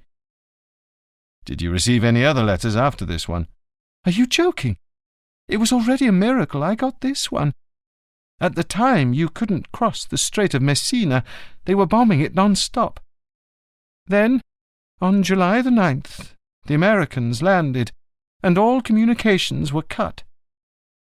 Excuse me, signora, but do you remember your friend's address at Serra di Falco? Of course.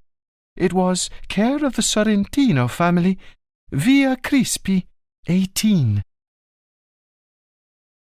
He was about to put the key in the lock, but stopped in alarm. Voices and noises were coming from inside the house. He thought of going back to the car and getting his pistol, but did nothing. He opened the door cautiously, without making the slightest noise. Then, all at once, he remembered that he'd completely forgotten about Livia, who had been waiting for him for God knows how long. It took him half the night to make peace. At 7 a.m, he tiptoed out of bed and dialed a phone number. Fazio, he said very softly, I need you to do me a favour. You have to call in sick. No problem. By this evening, I want to know everything, from the cradle to the grave, about a certain Stefano Moscato, who died here in Vigata about 5 years ago. Ask around town, check the records office and anywhere else you can think of. It's very important. Don't worry. I'll take care of it. He hung up the phone, grabbed a pen and a sheet of paper, and wrote, Darling, I have to run out for something urgent and didn't want to wake you. I'll be back by early afternoon, promise. Why don't you get a cab and go to see the temples again? They're as splendid as ever. All my love. He stole out of the house like a thief. Had Livia opened her eyes, there would have been hell to pay. It took him an hour and a half to get to Serra di Falco. It was a clear day, and he even started whistling. He felt happy. It made him think of Caiaphas, his father's dog, who used to mope about the house, lethargic and melancholy, until he saw his master start getting his cartridges ready, and immediately he would turn frisky and spry before transforming into a mass of sheer energy when he was finally out in the fields for the hunt. Montalbano found Via Crispi right away. Number 18 was a small 19th-century building of 2 stories. There was one doorbell with the name Sorrentino inscribed beside it. A pleasant girl of about 20 asked him what he wanted. I'd like to speak with Andrea Sorrentino. That's my father. He's not at home. You can find him at the town hall. Does he work there? Sort of. He's the mayor. Of course I remember Lisetta, said Andrea Sorrentino. He wore his 60-odd years quite well, only a few white hairs. A handsome man. But why do you ask? I'm conducting a rather confidential investigation. I'm sorry I can't tell you more, but you must believe me. It's very important that I get some information about her. All right, Inspector. I have very beautiful memories of Lisetta, you know. We used to take long walks in the country. With her at my side, I felt so proud, like a grown-up man. She used to treat me as if we were the same age.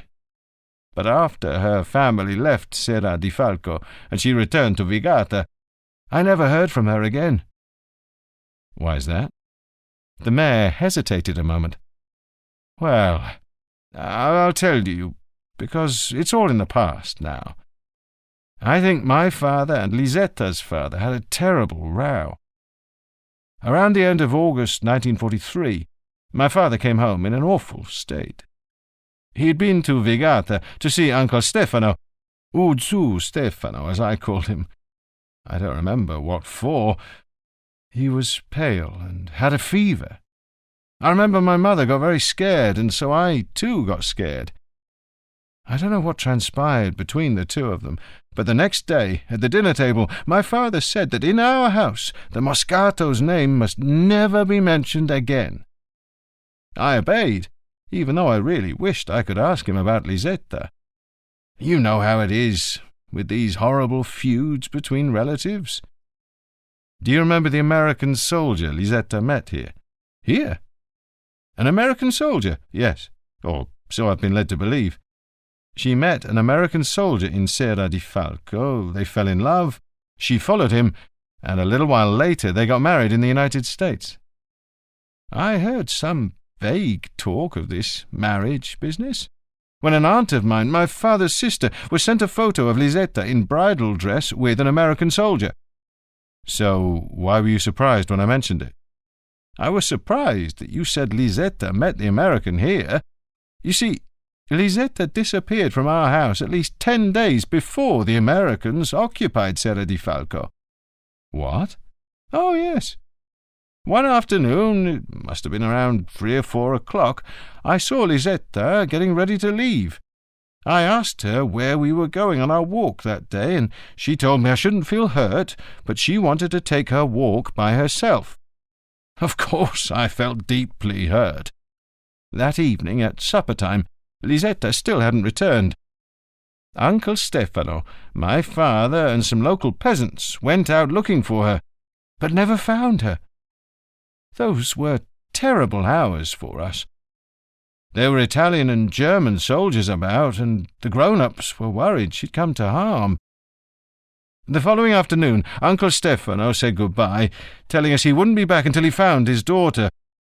Lisetta's mother stayed behind with us. Poor thing, she was devastated. Then the Americans landed, and we were cut off by the front.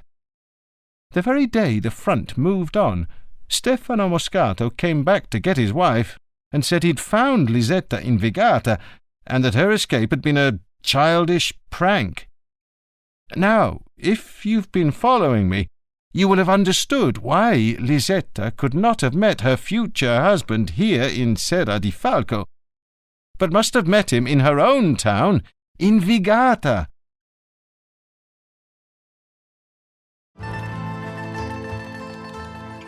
This is the end of CD 5. The book continues on CD 6.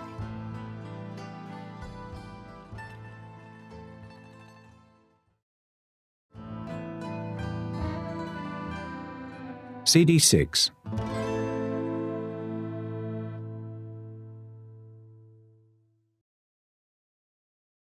Chapter 20. I know the temples are splendid. Since I've known you, I've been forced to see them about 50 times. You can therefore stick them, column by column, you know where. I'm going off by myself and don't know when I'll be back. Livia's note oozed with rage, and Montalbano took it in. But since a wolf-like hunger had seized hold of him on his way back from Serra di Falco, he opened the fridge. Nothing. He opened the oven. Nothing. Livia, who didn't want the housekeeper about for the time of her stay in Vigata, had taken her sadism to the point of cleaning everything utterly. Not the tiniest piece of bread was to be found. He got back in his car and drove to the Trattoria San Calogero, where they were already rolling down their shutters. "We're always open for you, Inspector." To quell his hunger and to spite Livia, he ate so much he nearly had to call the doctor. "There's one statement here that's got me thinking," said Montalbano. "You mean where she says she might do something crazy?" They were sitting in the living room having coffee, the inspector, the headmaster, and Signora Angelina. Montalbano was holding young Lisetta's letter, which he'd just finished rereading aloud. "No, Signora. We know she eventually did that. Mr. Sorrentino told me so, and he would have no reason to lie to me. A few days before the landing, therefore, Lisetta got it in her head to flee Serra di Falco and come here, to Vigata, to see the one she loved, But how would she have done that? She probably asked some military vehicle for a lift. In those days, the German and Italian troops must have been constantly on the move. A pretty girl like her, she wouldn't have had to try very hard, interjected Headmaster Burgio, who'd decided to cooperate, having resigned himself to the fact that, once in a while, his wife's fantasies might have some connection to reality. But what about the bombing? And the machine-gun fire? My God, what courage! Said the Signora. So which statement do you mean? The headmaster asked impatiently. The one where Lisetta writes that her lover has told her that after all this time in Vigata, they've now received the order to leave. I don't understand. You see, Signora, that statement tells us he'd been in Vigata for a long time, which implies that he was not from the town. Second, it also informs Lisetta that he was about to be compelled, forced to leave town. Third, she says they, and therefore he's not the only one who has to leave Vigata. It's a whole group of people. All this leads me to think he's a soldier. I could be wrong, but it seems like the most logical conclusion. Yes, logical, echoed the headmaster. Tell me, Signora, when did Lisetta first tell you she was in love? Do you remember? Yes, because in the last few days I've done nothing but try to recall every last detail of my meetings with Lisetta. It was definitely around May or June 1942. I refreshed my memory with an old diary I dug up. She turned the whole house upside down, grumbled her husband. We need to find out what troops were stationed here between early 1942, or even earlier, and July 1943. You think that's easy, Inspector? Burgio commented. I, for example, can remember a whole slew of different troops. There were the anti-aircraft batteries, the naval batteries, there was a train armed with cannon that remained hidden inside a tunnel. There were soldiers in barracks, soldiers in bunkers, sailors. No, they would come and go. It would be practically impossible to find out. They became discouraged. Then the headmaster stood up. I'm going to phone Buruano. He stayed in Vigata the whole time, before, during, and after the war, whereas I was evacuated at a certain point. His wife resumed speaking. It was probably an infatuation. At that age it's hard to distinguish, you know. But it certainly was something serious, serious enough to make her run away from home, to make her go against her father, who was like her jailer, or so she used to tell me, at least. A question came to Montalbano's lips. He didn't want to ask it, but the hunter's instinct got the better of him. Excuse me for interrupting, but could you be more precise? I mean, could you tell me exactly what Lisetta meant by that word, jailer? Was it a Sicilian father's jealousy of the female child? Was it obsessive? Signora Angelina looked at him a moment, then lowered her eyes. Well, as I said, Lisetta was much more mature than me. I was still a little girl. Since my father forbade me to go to the Moscato's house, we used to meet up at school or in church, where we would spend a few quiet hours together. And we would talk. Lately I've been going over and over in my mind what she said or hinted at back then. I think there were a lot of things I didn't understand at the time. Such as? For example, up until a certain point, Lisetta referred to her father as my father. After that, however, she always called him that man. But this might not mean anything. Another time she said to me, one day that man's going to hurt me. He's going to hurt me very badly. And at the time I imagined a beating, a whipping. Now I'm starting to have a terrible feeling about the true meaning of that statement. She stopped, took a sip of coffee, and continued. She was brave, very brave. In the shelter, when the bombs were falling, and we were trembling and crying with fear, it was she who gave us courage and consoled us. But to do what she did, she needed twice that much courage to defy her father and run out under a hail of bullets, to come all the way here and make love to someone who wasn't even her official lover. Back then, we were different from today's 17-year-olds. Signora Angelina's monologue was interrupted by the return of her husband, who seemed restless. I couldn't find Buruano. He wasn't home. Come, Inspector, let's go. To look for Buruano? No, I've just had an idea. If we're lucky, and I've guessed right, I'll donate 50,000 lire to San Calogero on his next feast day. San Calogero was a black saint revered by the townsfolk. If you've guessed right, I'll throw in another 50 myself, said Montalbano, caught up in the old man's enthusiasm. Think you could tell me where you're going? I'll tell you later, the headmaster said to his wife. And leave me here in the lurch? The woman insisted. Burgio, frantic, was already out of the door. Montalbano bent down to her. I'll keep you informed of everything.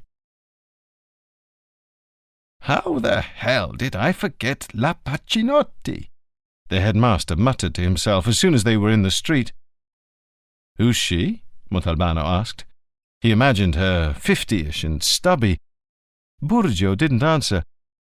Montalbano asked another question. Should we take the car? Are we going far? Far? It's right around the corner.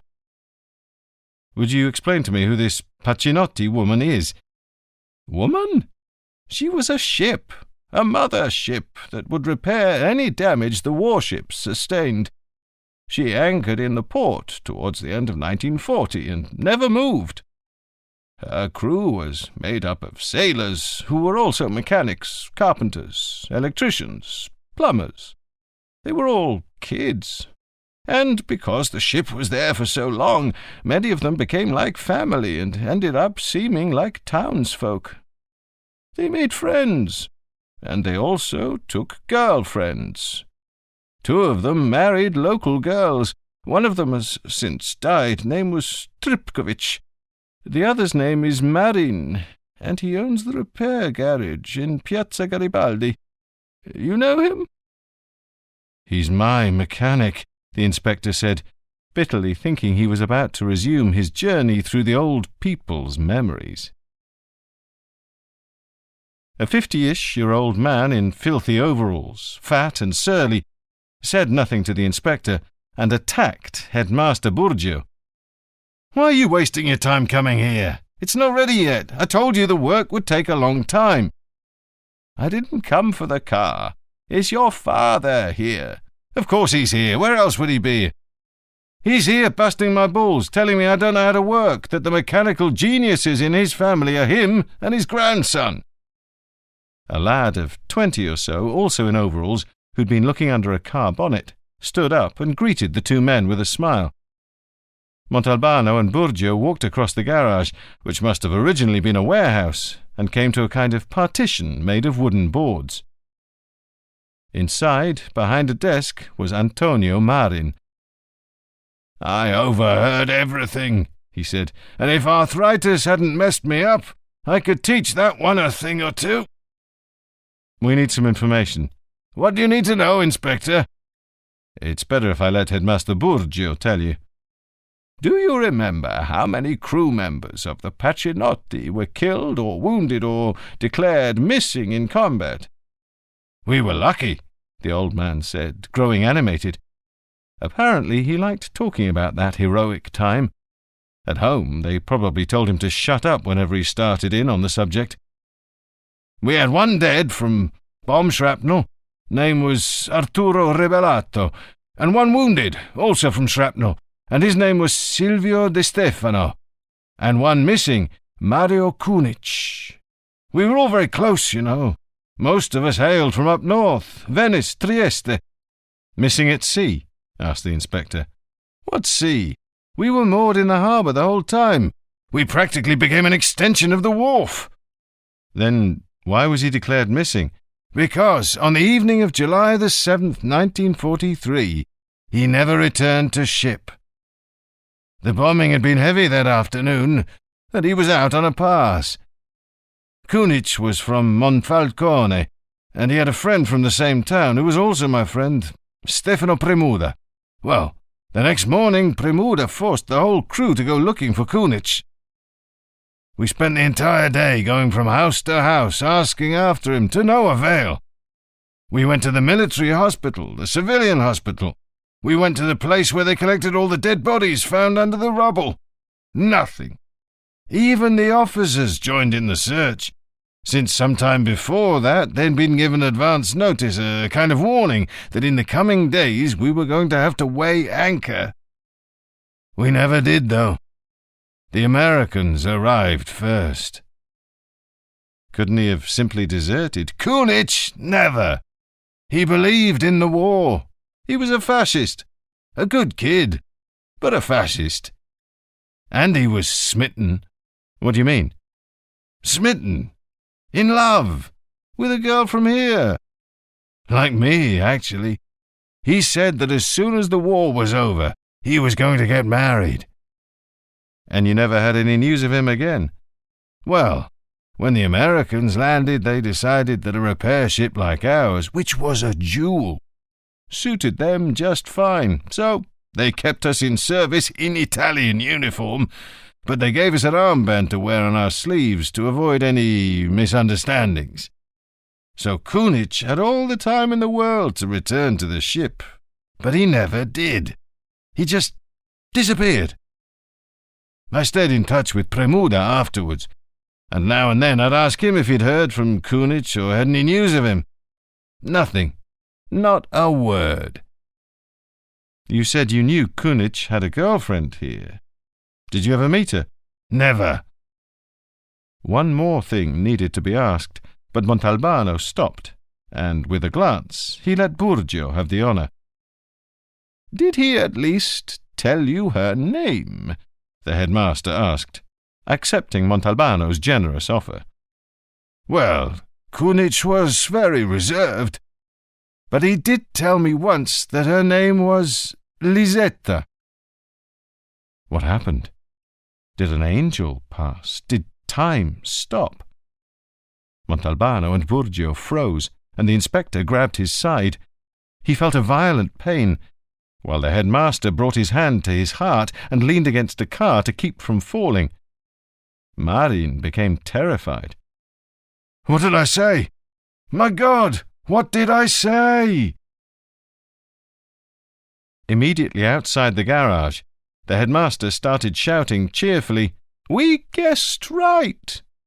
and he traced a few dance steps. Two passers-by who knew him as a pensive, sombre man stopped in shock. Having got it out of his system, Burgio turned serious again.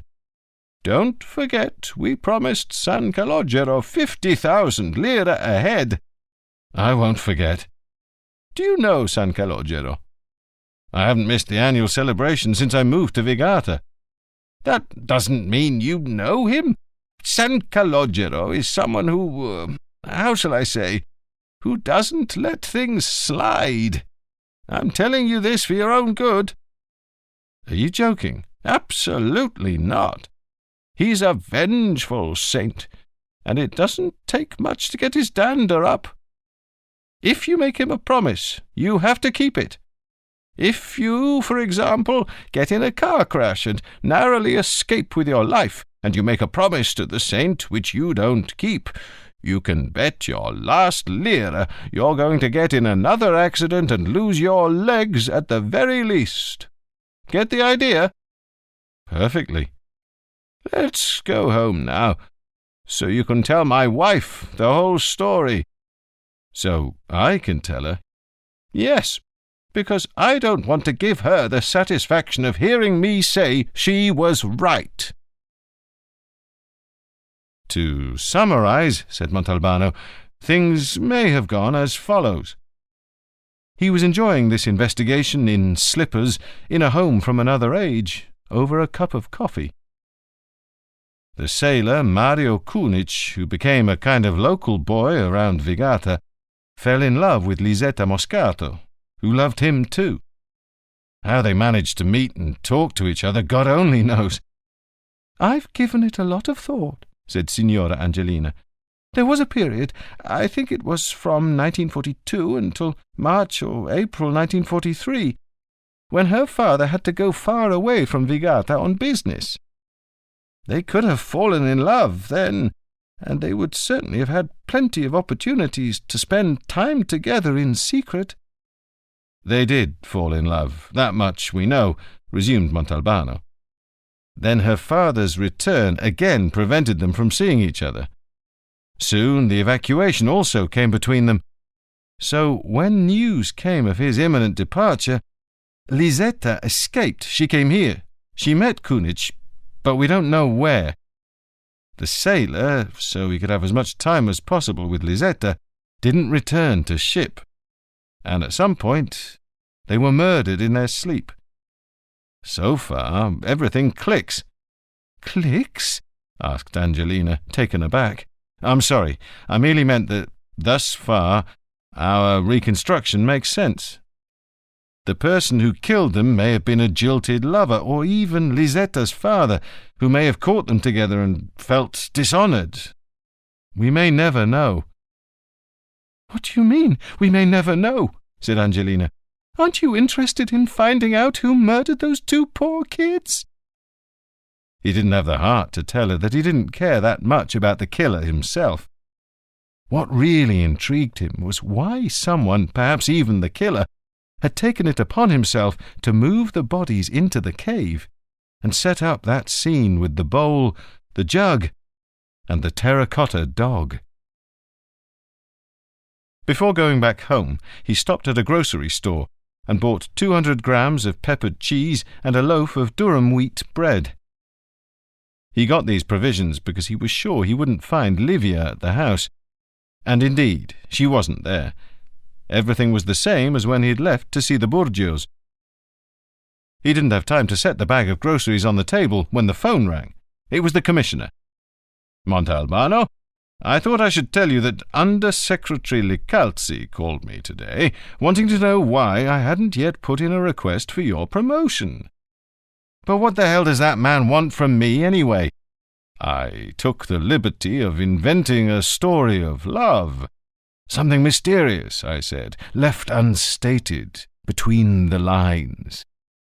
"He took the bait." "Apparently he's a passionate reader of pulp romances. But he did settle the matter. He told me to write to him and ask that you should be given a substantial bonus. So I wrote the request and sent it. You want to hear it?" "Spare me. Too bad. I thought I'd written a little masterpiece."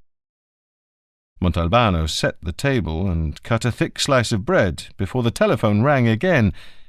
It wasn't Livia, as he had hoped, but Fazio. "Chief, I've been working all bleeding day for you. This Stefano Moscato wasn't the kind of guy you'd want to sit down to dinner with." "A mafioso?" "Really and truly mafioso? I don't think so. But he was certainly violent. Various convictions for brawling, violence, and assault. They don't seem like mafia offences to me. A mafioso doesn't get himself convicted for stupid shit." "What's the date of the last conviction?" 1981, if I'm not mistaken. With one foot in the grave, he still busted some guy's head with a chair." "Do you know if he did any time in jail in 1942 and 1943? "Sure did. Assault and battery. From March 1942 to April 1943, he was in Palermo, at Ucciardone prison." The news from Fazio greatly enhanced the flavour of the peppered cheese, which was already no joking matter all by itself. Chapter 21. Galuzzo's brother-in-law opened his news programme with the story of a grisly bombing, clearly bearing the mafia's signature, on the outskirts of Catania. A well-known and respected businessman from that city, Corrado Brancato, owner of a large warehouse that supplied supermarkets around the island, had decided to treat himself to an afternoon of rest in a small house he owned just outside town. After turning the key in the lock, he had, for all intents and purposes, opened the door onto nothingness.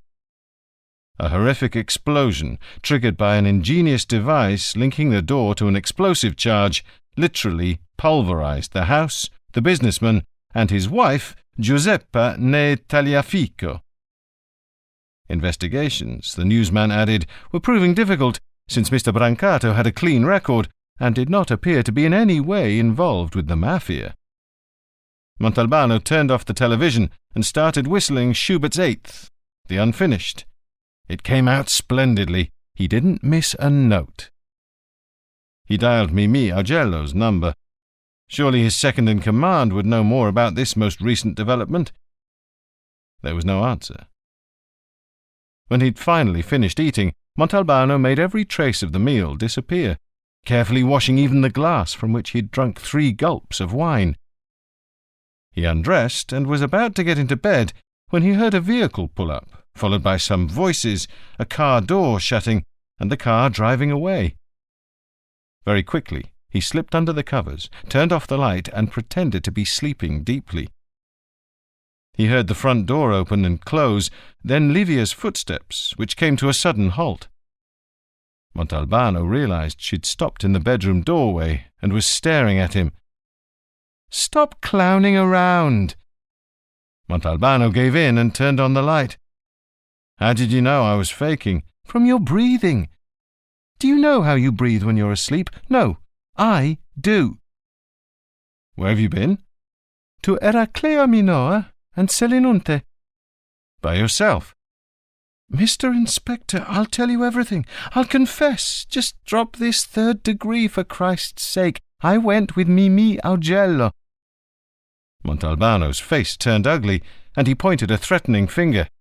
"I'm warning you, Livia. Augello already moved into my desk once. I don't want him moving into anything else of mine." Livia stiffened. "I'm pretending I don't understand. It's better for both of us. But in any case, I'm not some piece of property of yours, you arsehole of a Sicilian." "All right, I'm sorry." They kept arguing a good while, even after Livia got undressed and came to bed. As for Mimi, however, Montalbano was determined not to let him get away with this. He got up. "Now where are you going?"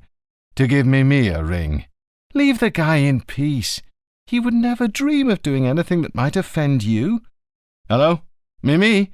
Montalbano here. Oh, you just got in? Good. No, don't worry. Livia's just fine. She thanks you for the wonderful time she had with you today. And I want to thank you too. Oh, by the way, Mimi, did you know that Corrado Brancato was blown up today in Catania? No, I'm not kidding. They said so on TV. You haven't heard anything? What do you mean you haven't heard anything? Oh, of course, you were out all day, and our colleagues in Catania were probably looking for you over land and sea, and no doubt the commissioner, too, was wondering what had become of you.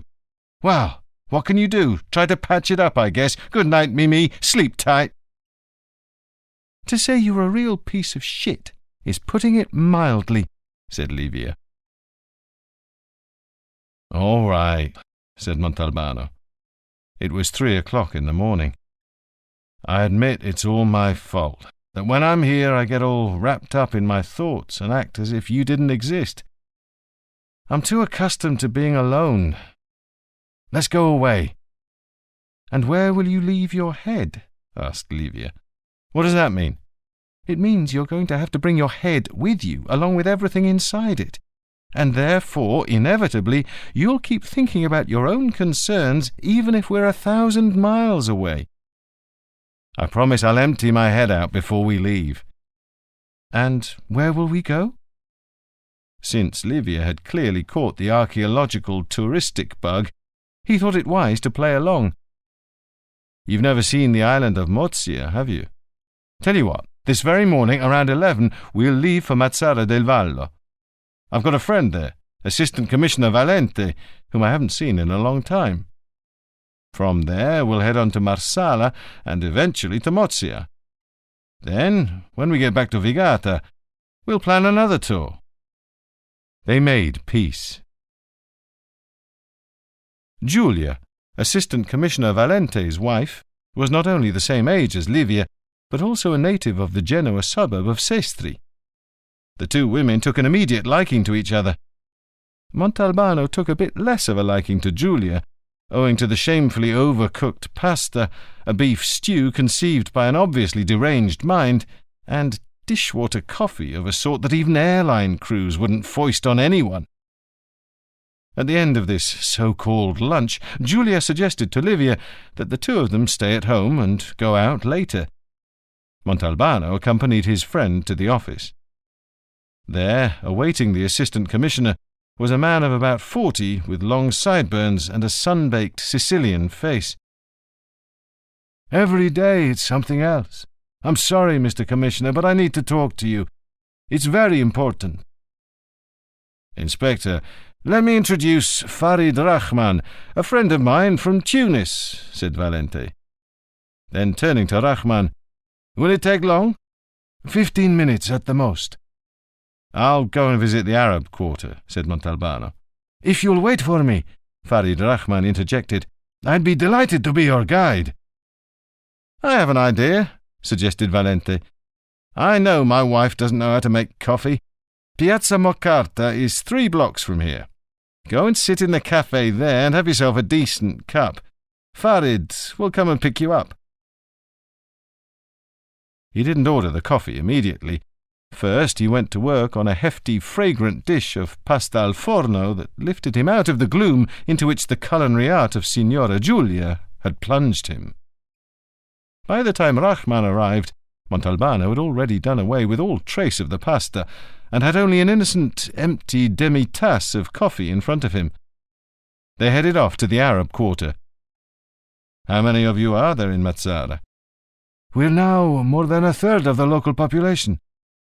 "Have there been many incidents between the Arabs and the Mazaris?" "No, very few, practically nothing compared to other cities. I think we're sort of a historical memory for the Mazaris, almost a genetic fact. We're family." Al-Imam al-Mazari, the founder of the Maghrebin juridical school, was born in Mazara, as was the philologist Ibn al-Bir, who was expelled from the city in 1068 because he liked wine too much. But the basic fact is that the Mazaris are seafaring people, and the man of the sea has a great deal of common sense. He understands what it means to have one's feet on the ground. And speaking of the sea, did you know that the motor trawlers around here have mixed crews, half Sicilian, half Tunisian? Do you have an official position here? No, God save us from officialdom. Here, everything works out for the best because it's all done unofficially. I'm an elementary school teacher, but I also act as a liaison between my people and the local authorities. Here's another example of good common sense. When a school principal gave our community some classrooms to use, we instructors came over from Tunis and created our school. But the superintendency is officially unaware of this situation. The Arab quarter was a piece of Tunis that had been picked up and carried, unaltered, to Sicily. The shops were closed because it was Friday, the day of rest, but life in the narrow little streets was still colourful and animated. First, Rahman showed Montalbano the large public baths, the social meeting place for Arabs from time immemorial. Then he took him to a smoking den, a cafe with hookahs. They passed by a sort of empty storefront, inside which an old man with a grave expression sat on the floor, legs folded under him, reading from a book and offering commentary. In front of him, sitting the same way, were some 20 boys listening attentively. "That's one of our imams, explaining the Koran," said Rahman, who made as if to keep walking. Montalbano stopped him, resting a hand on his arm. He was struck by the truly religious absorption of those kids, who once outside the empty store would again let loose, shouting and scuffling as always. "What's he reading to them?" "The 18th surah, the one about the cave." Montalbano, without knowing the cause, felt a slight tremor in his backbone. The cave? Yes, Al-Kahf, the cave.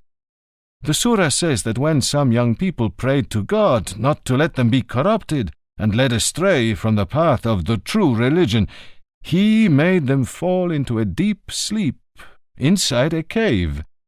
And so that there would always be total darkness inside the cave, God reversed the course of the sun. They slept for about 309 years. Also with them was a dog, who slept in front of the entrance, but on guard, with his front legs extended. He broke off, having noticed that Montalbano had turned very pale, and was opening and closing his mouth as if gasping for air. "What's wrong, signore? Do you feel ill, signore? Do you want me to call a doctor, signore?" Frightened by his own reaction, Montalbano felt faint, his head spinning, legs buckling. Apparently he was still feeling the effects of the wound and the operation. A small crowd, meanwhile, had gathered around Rahman and the inspector. The teacher gave a few orders, and an Arab ran off and quickly returned with a glass of water. Another arrived with a wicker chair, in which he forced Montalbano, who felt ridiculous, to sit. The water revived him. "How do you say in your language? God is great and merciful?" Rahman told him, and Montalbano did his best to imitate the sounds of the words.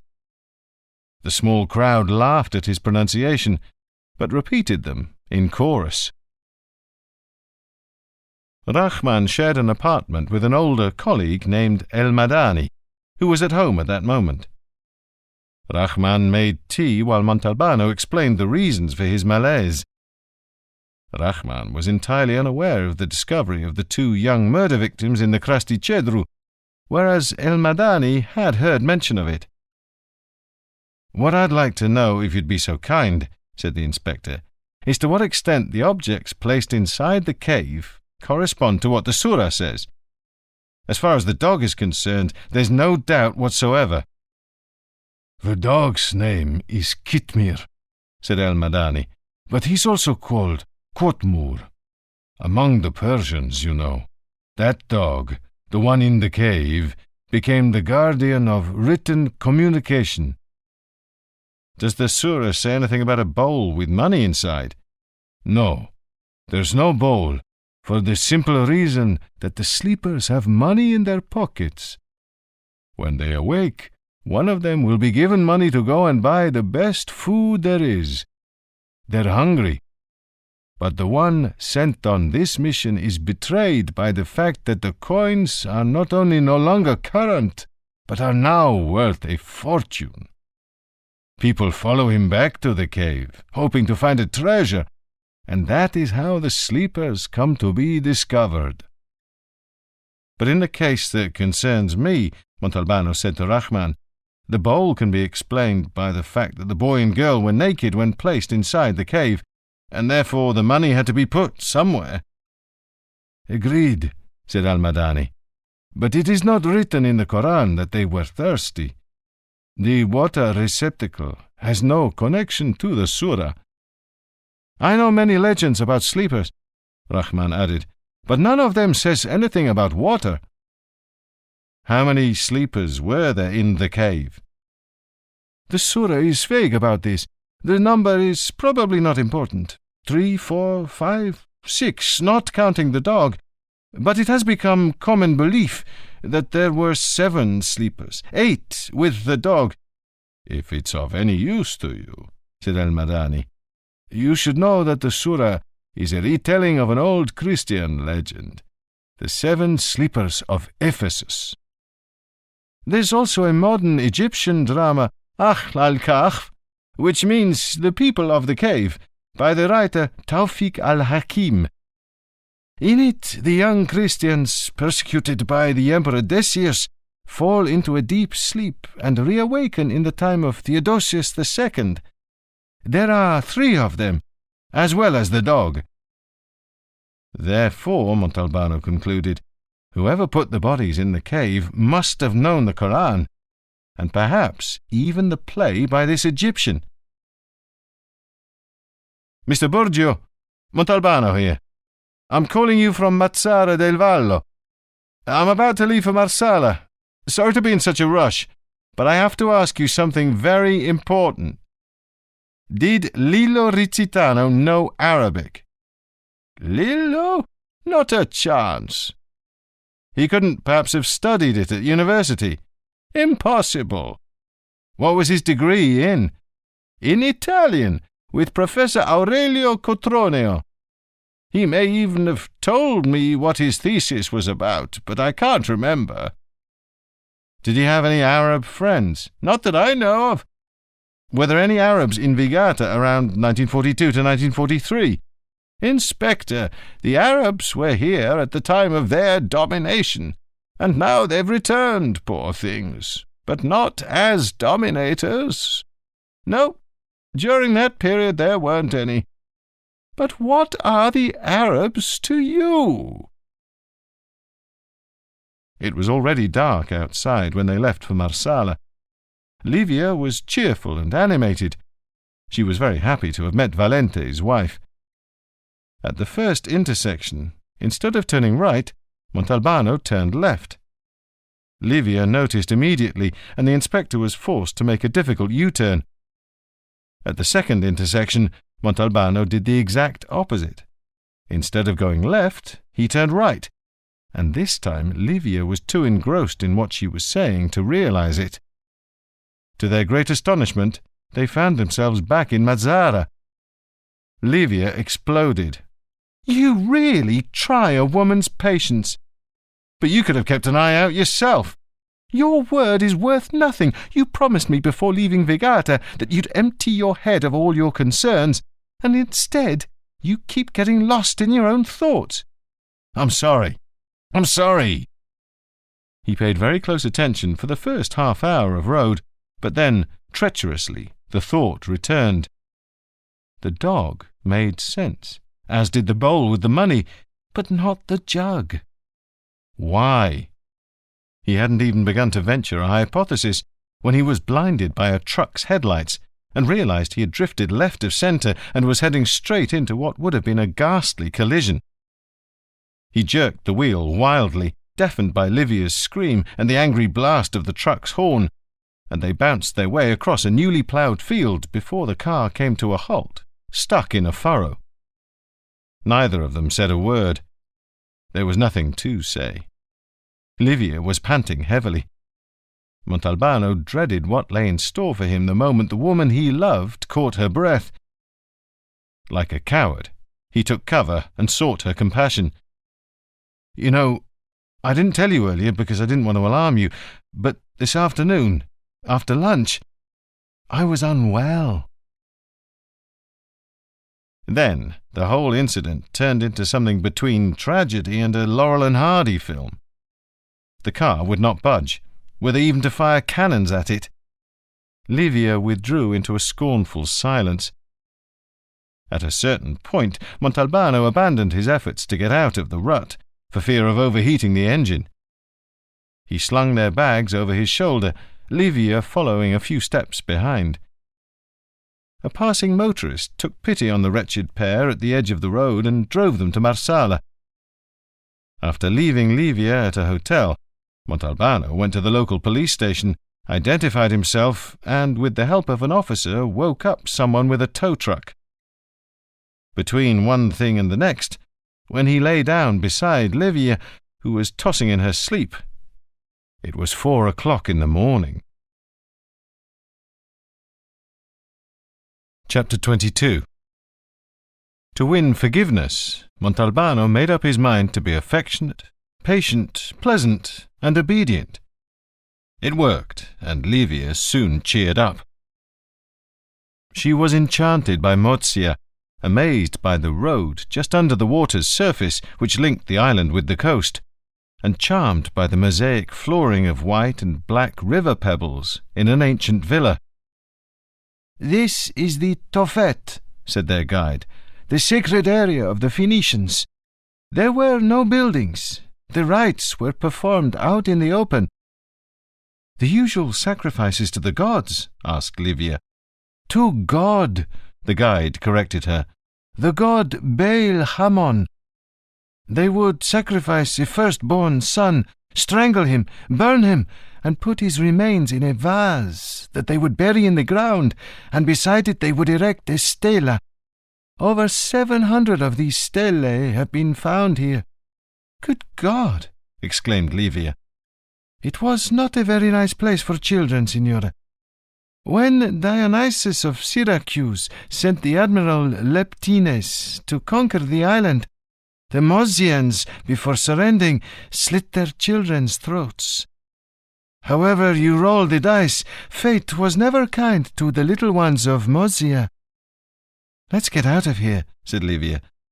"I don't want to hear any more about these people." They decided to leave for the island of Pantelleria. They stayed there for 6 days, finally without quarrels or arguments. It was the right place for Livia to ask one night, "Why don't we get married?" Why not? They wisely decided to think it over calmly. The one who stood to lose the most was Livia, since she would have to move far from her home in Boccadasse and adapt to a new rhythm of life. As soon as the aircraft took off, carrying Livia away with it, Montalbano rushed to the nearest public telephone and called his friend Zito in Montelusa. He asked him for a name and got his answer, along with a Palermo phone number, which he dialed at once. "Professor Riccardo Lovecchio." "That's me. A mutual friend, Niccolò Zito, gave me your name. How is the old carrot top? I haven't heard from him for a long time." The loudspeaker requested that passengers for the Rome flight go to the gate. This gave him an idea as to how he might see the man immediately. "Niccolò's doing well and sends his regards. Listen, Professor, my name's Montalbano. I'm here at Punta Raisi Airport and have roughly 4 hours before I have to catch another flight. I need to speak with you." The loudspeaker repeated the request on cue, as if in cahoots with the inspector, who needed answers, and fast. "Listen, are you Inspector Montalbano of Vigata, the one who found the 2 young murder victims in the cave?" "Yes? What a coincidence! You know, I was going to look you up one of these days. Come and see me at home. I'll wait for you. Here's the address." I, for example, once slept for 4 days and 4 nights in a row without eating or drinking. Of course, contributing to my sleep were some 20-odd joints, 5 rounds of sex, and a billy club to the head from the police. It was 1968. My mother got very worried and wanted to call a doctor. She thought I was in a deep coma. Professor Lovecchio had the look of a bank clerk. He didn't show his age of 45. A faint glint of madness sparkled in his eye. He was fueling himself on straight whiskey at 11 in the morning. "There was nothing miraculous about my sleep," Lovecchio went on. "To achieve a miracle, you have to be out for at least 20 years. In the Quran, again, I think it's in the 2nd surah, it's written that a man, whom the commentators identify as Ezra, slept for 100 years. The Prophet Salih, on the other hand, slept for 20 years, he, too, in a cave, which isn't the most comfortable place for getting a good sleep. Not to be outdone, the Jews, in the Jerusalem Talmud, boast of a certain Hamagel, who, in the inevitable cave, slept for 70 years. And let's not forget the Greeks. Epimenides woke up after 50 years in a cave. In those days, in short, all you needed was a cave and somebody who was dead tired, and you had a miracle. The 2 youngsters you found had been sleeping for how long?" "From 1943 to 1994. 50 years. "The perfect time to be woken up. Would it complicate your deductions if I told you that in Arabic one uses the same verb for sleeping and dying, and that a single verb is also used for waking up and coming back to life?" "What you're saying is absolutely spellbinding, but I've got a flight to catch and I have very little time. Why were you thinking of contacting me?" "To tell you not to be fooled by the dog, and that the dog seems to contradict the jug, and vice versa. Do you understand why? Not a bit. You see, the legend of the sleepers is not Oriental in origin, but Christian. In Europe, it was Gregory of Tours who first introduced it. It tells of 7 youths of Ephesus who, to escape the anti-Christian persecutions of Decius, took refuge in a cave, where the Lord put them to sleep. The cave of Ephesus exists. You can even find it in the Italian encyclopedia. They built a sanctuary over it, which was later destroyed. The Christian legend says there's a spring inside the cave. Thus, the sleepers, as soon as they awoke, drank first, then sent one of their own in search of food. But at no time in the Christian legend or in any of its endless European variants is there any mention of a dog. The dog, whose name is Kitmir, is purely and simply the poetic invention of Muhammad, who loved animals so much he once cut off a sleeve so as not to wake up the cat that was sleeping on it. You're losing me. But there's no reason to get lost, Inspector. I was merely trying to say that the jug was put there as a symbol of the spring that was in the Ephesian cave. So, to conclude, the jug, which thus belongs to the Christian legend, can only coexist with the dog, which is a poetic invention of the Quran, if one has an overview of all the variants that the different cultures have contributed to the story.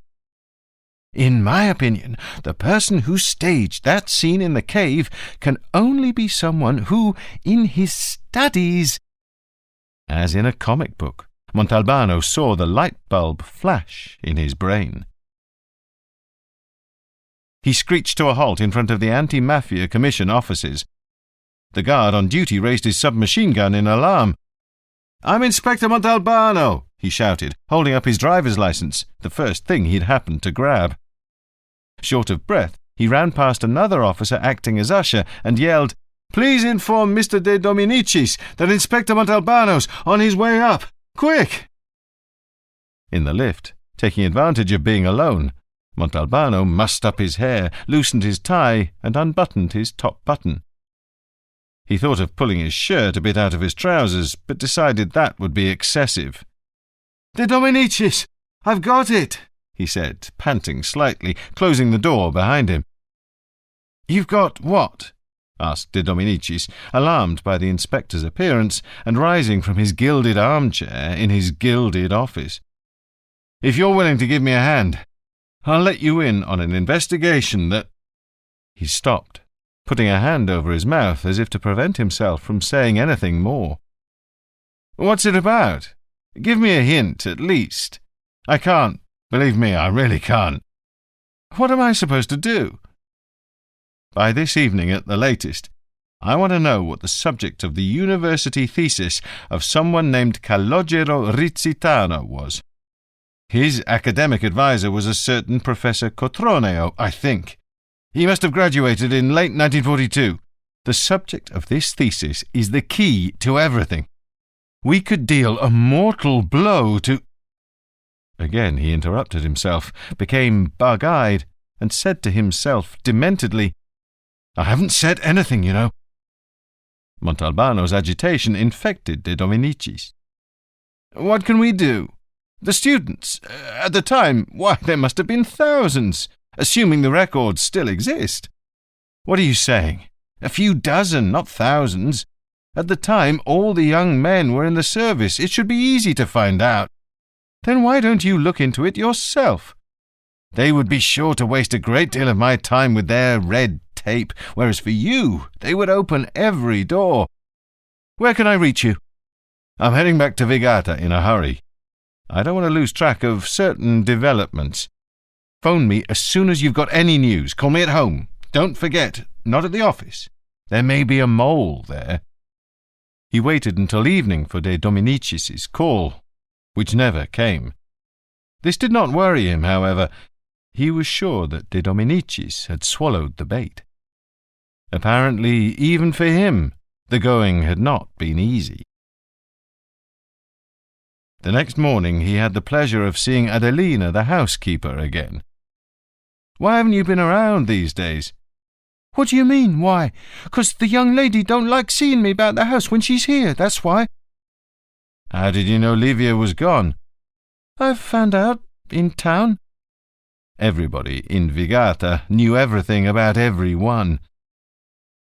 What did you buy for me?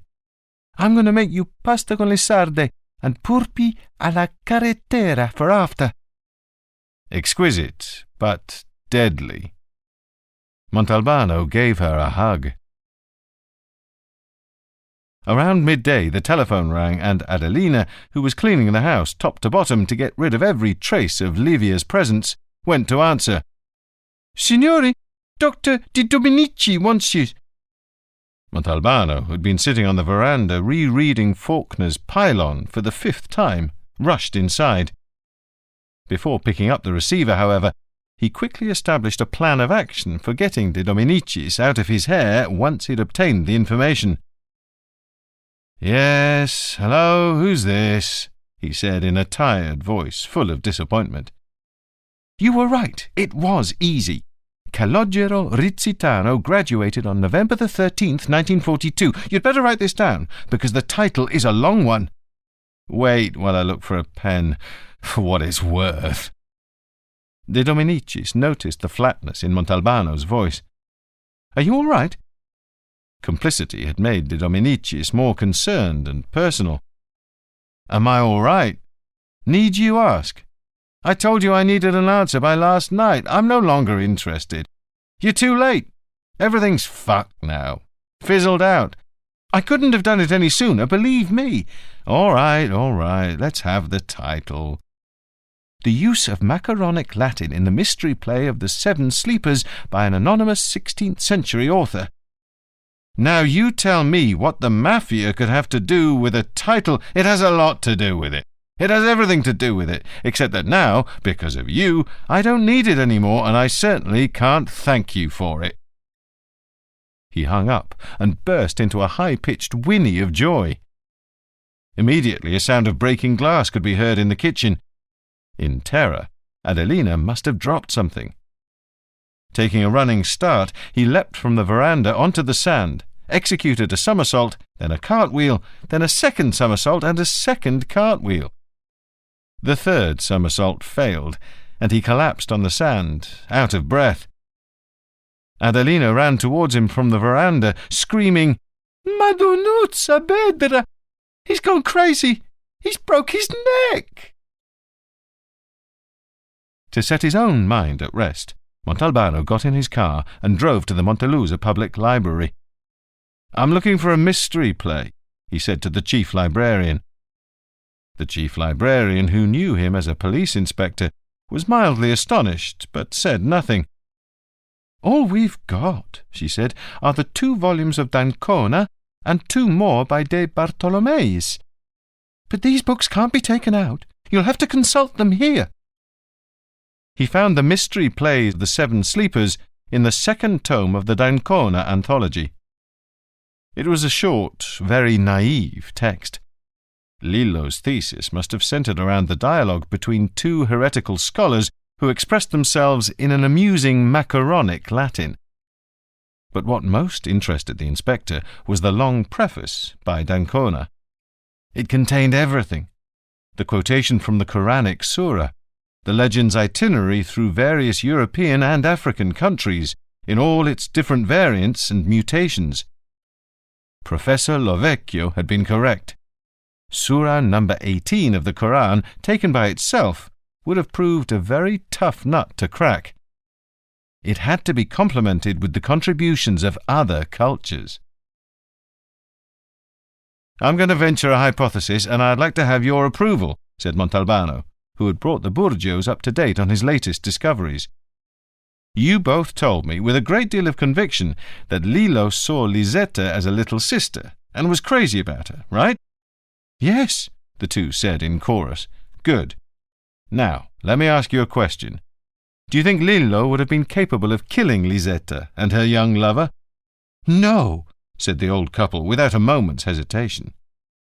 "I'm of the same opinion," said Montalbano, "precisely because it was Lillo who put the 2 bodies in a position, so to speak, to be hypothetically resurrected.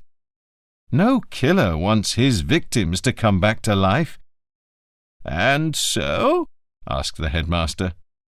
If, in an emergency, Lisetta had asked him to put them up, she and her boyfriend, at the Rizzitano house on the Crasto, how do you think Lillo would have responded? Signora Angelina didn't pause to think twice. He would have done whatever Lisetta asked of him. Let's try, then, to imagine what happened during those days in July. Lisetta runs away from Serra di Falco. With luck, she makes it to Vigata, meets up with Mario Kunic, and the boyfriend deserts his post, or strays from his ship, let's say. The two now have nowhere to hide. Going to Lisetta's house would be like walking into the wolf's den. It's the first place her father would look. So she asks Lillo Rizzitano for help. She knows he won't say no. Lillo puts the couple up at his house at the foot of the Crasto, where he's been living alone since the rest of his family was evacuated. Who killed the two lovers and why, we don't know, and perhaps we never will. But there can be no doubt that it was Lillo who buried them in the cave, because he followed, step by step, both the Christian and the Quranic versions of the story. In both cases, the sleepers will one day awake. But what did he mean? What was he trying to say by staging that scene? Was he trying to tell us that the two lovers are asleep and will one day awake or be awakened? Or was he hoping, in fact, that someone in the future would find them and wake them up? Purely by chance, it was I who found them and woke them up. But believe me, I really wish I had never discovered that cave. He was telling the truth, and the old couple realized this. I could stop here, he continued. I've managed to satisfy my own personal curiosity. I'm still missing some answers, it's true, but the ones I've found are probably enough for me. As I said, I could stop here.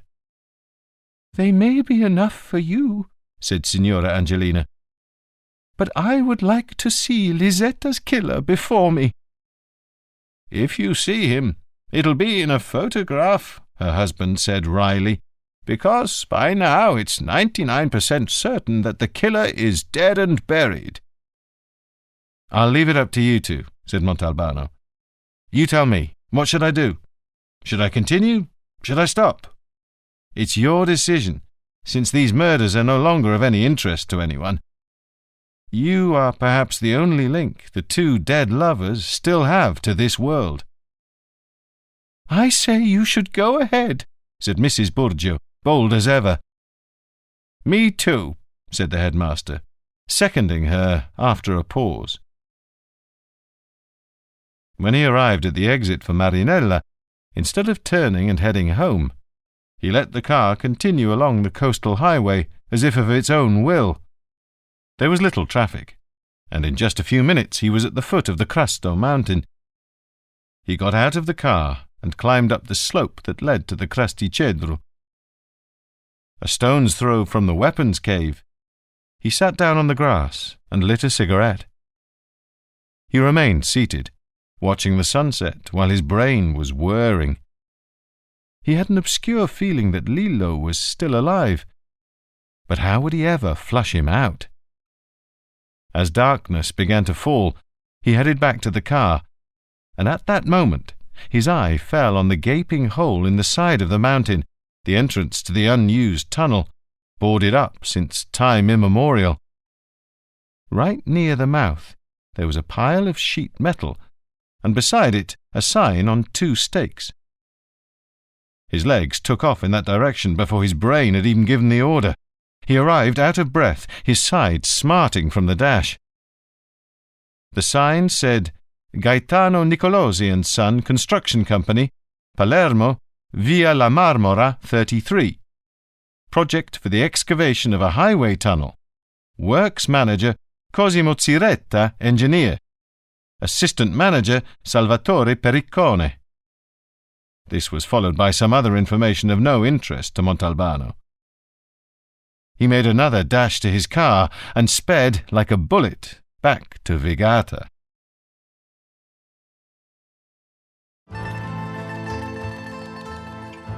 This is the end of CD 6.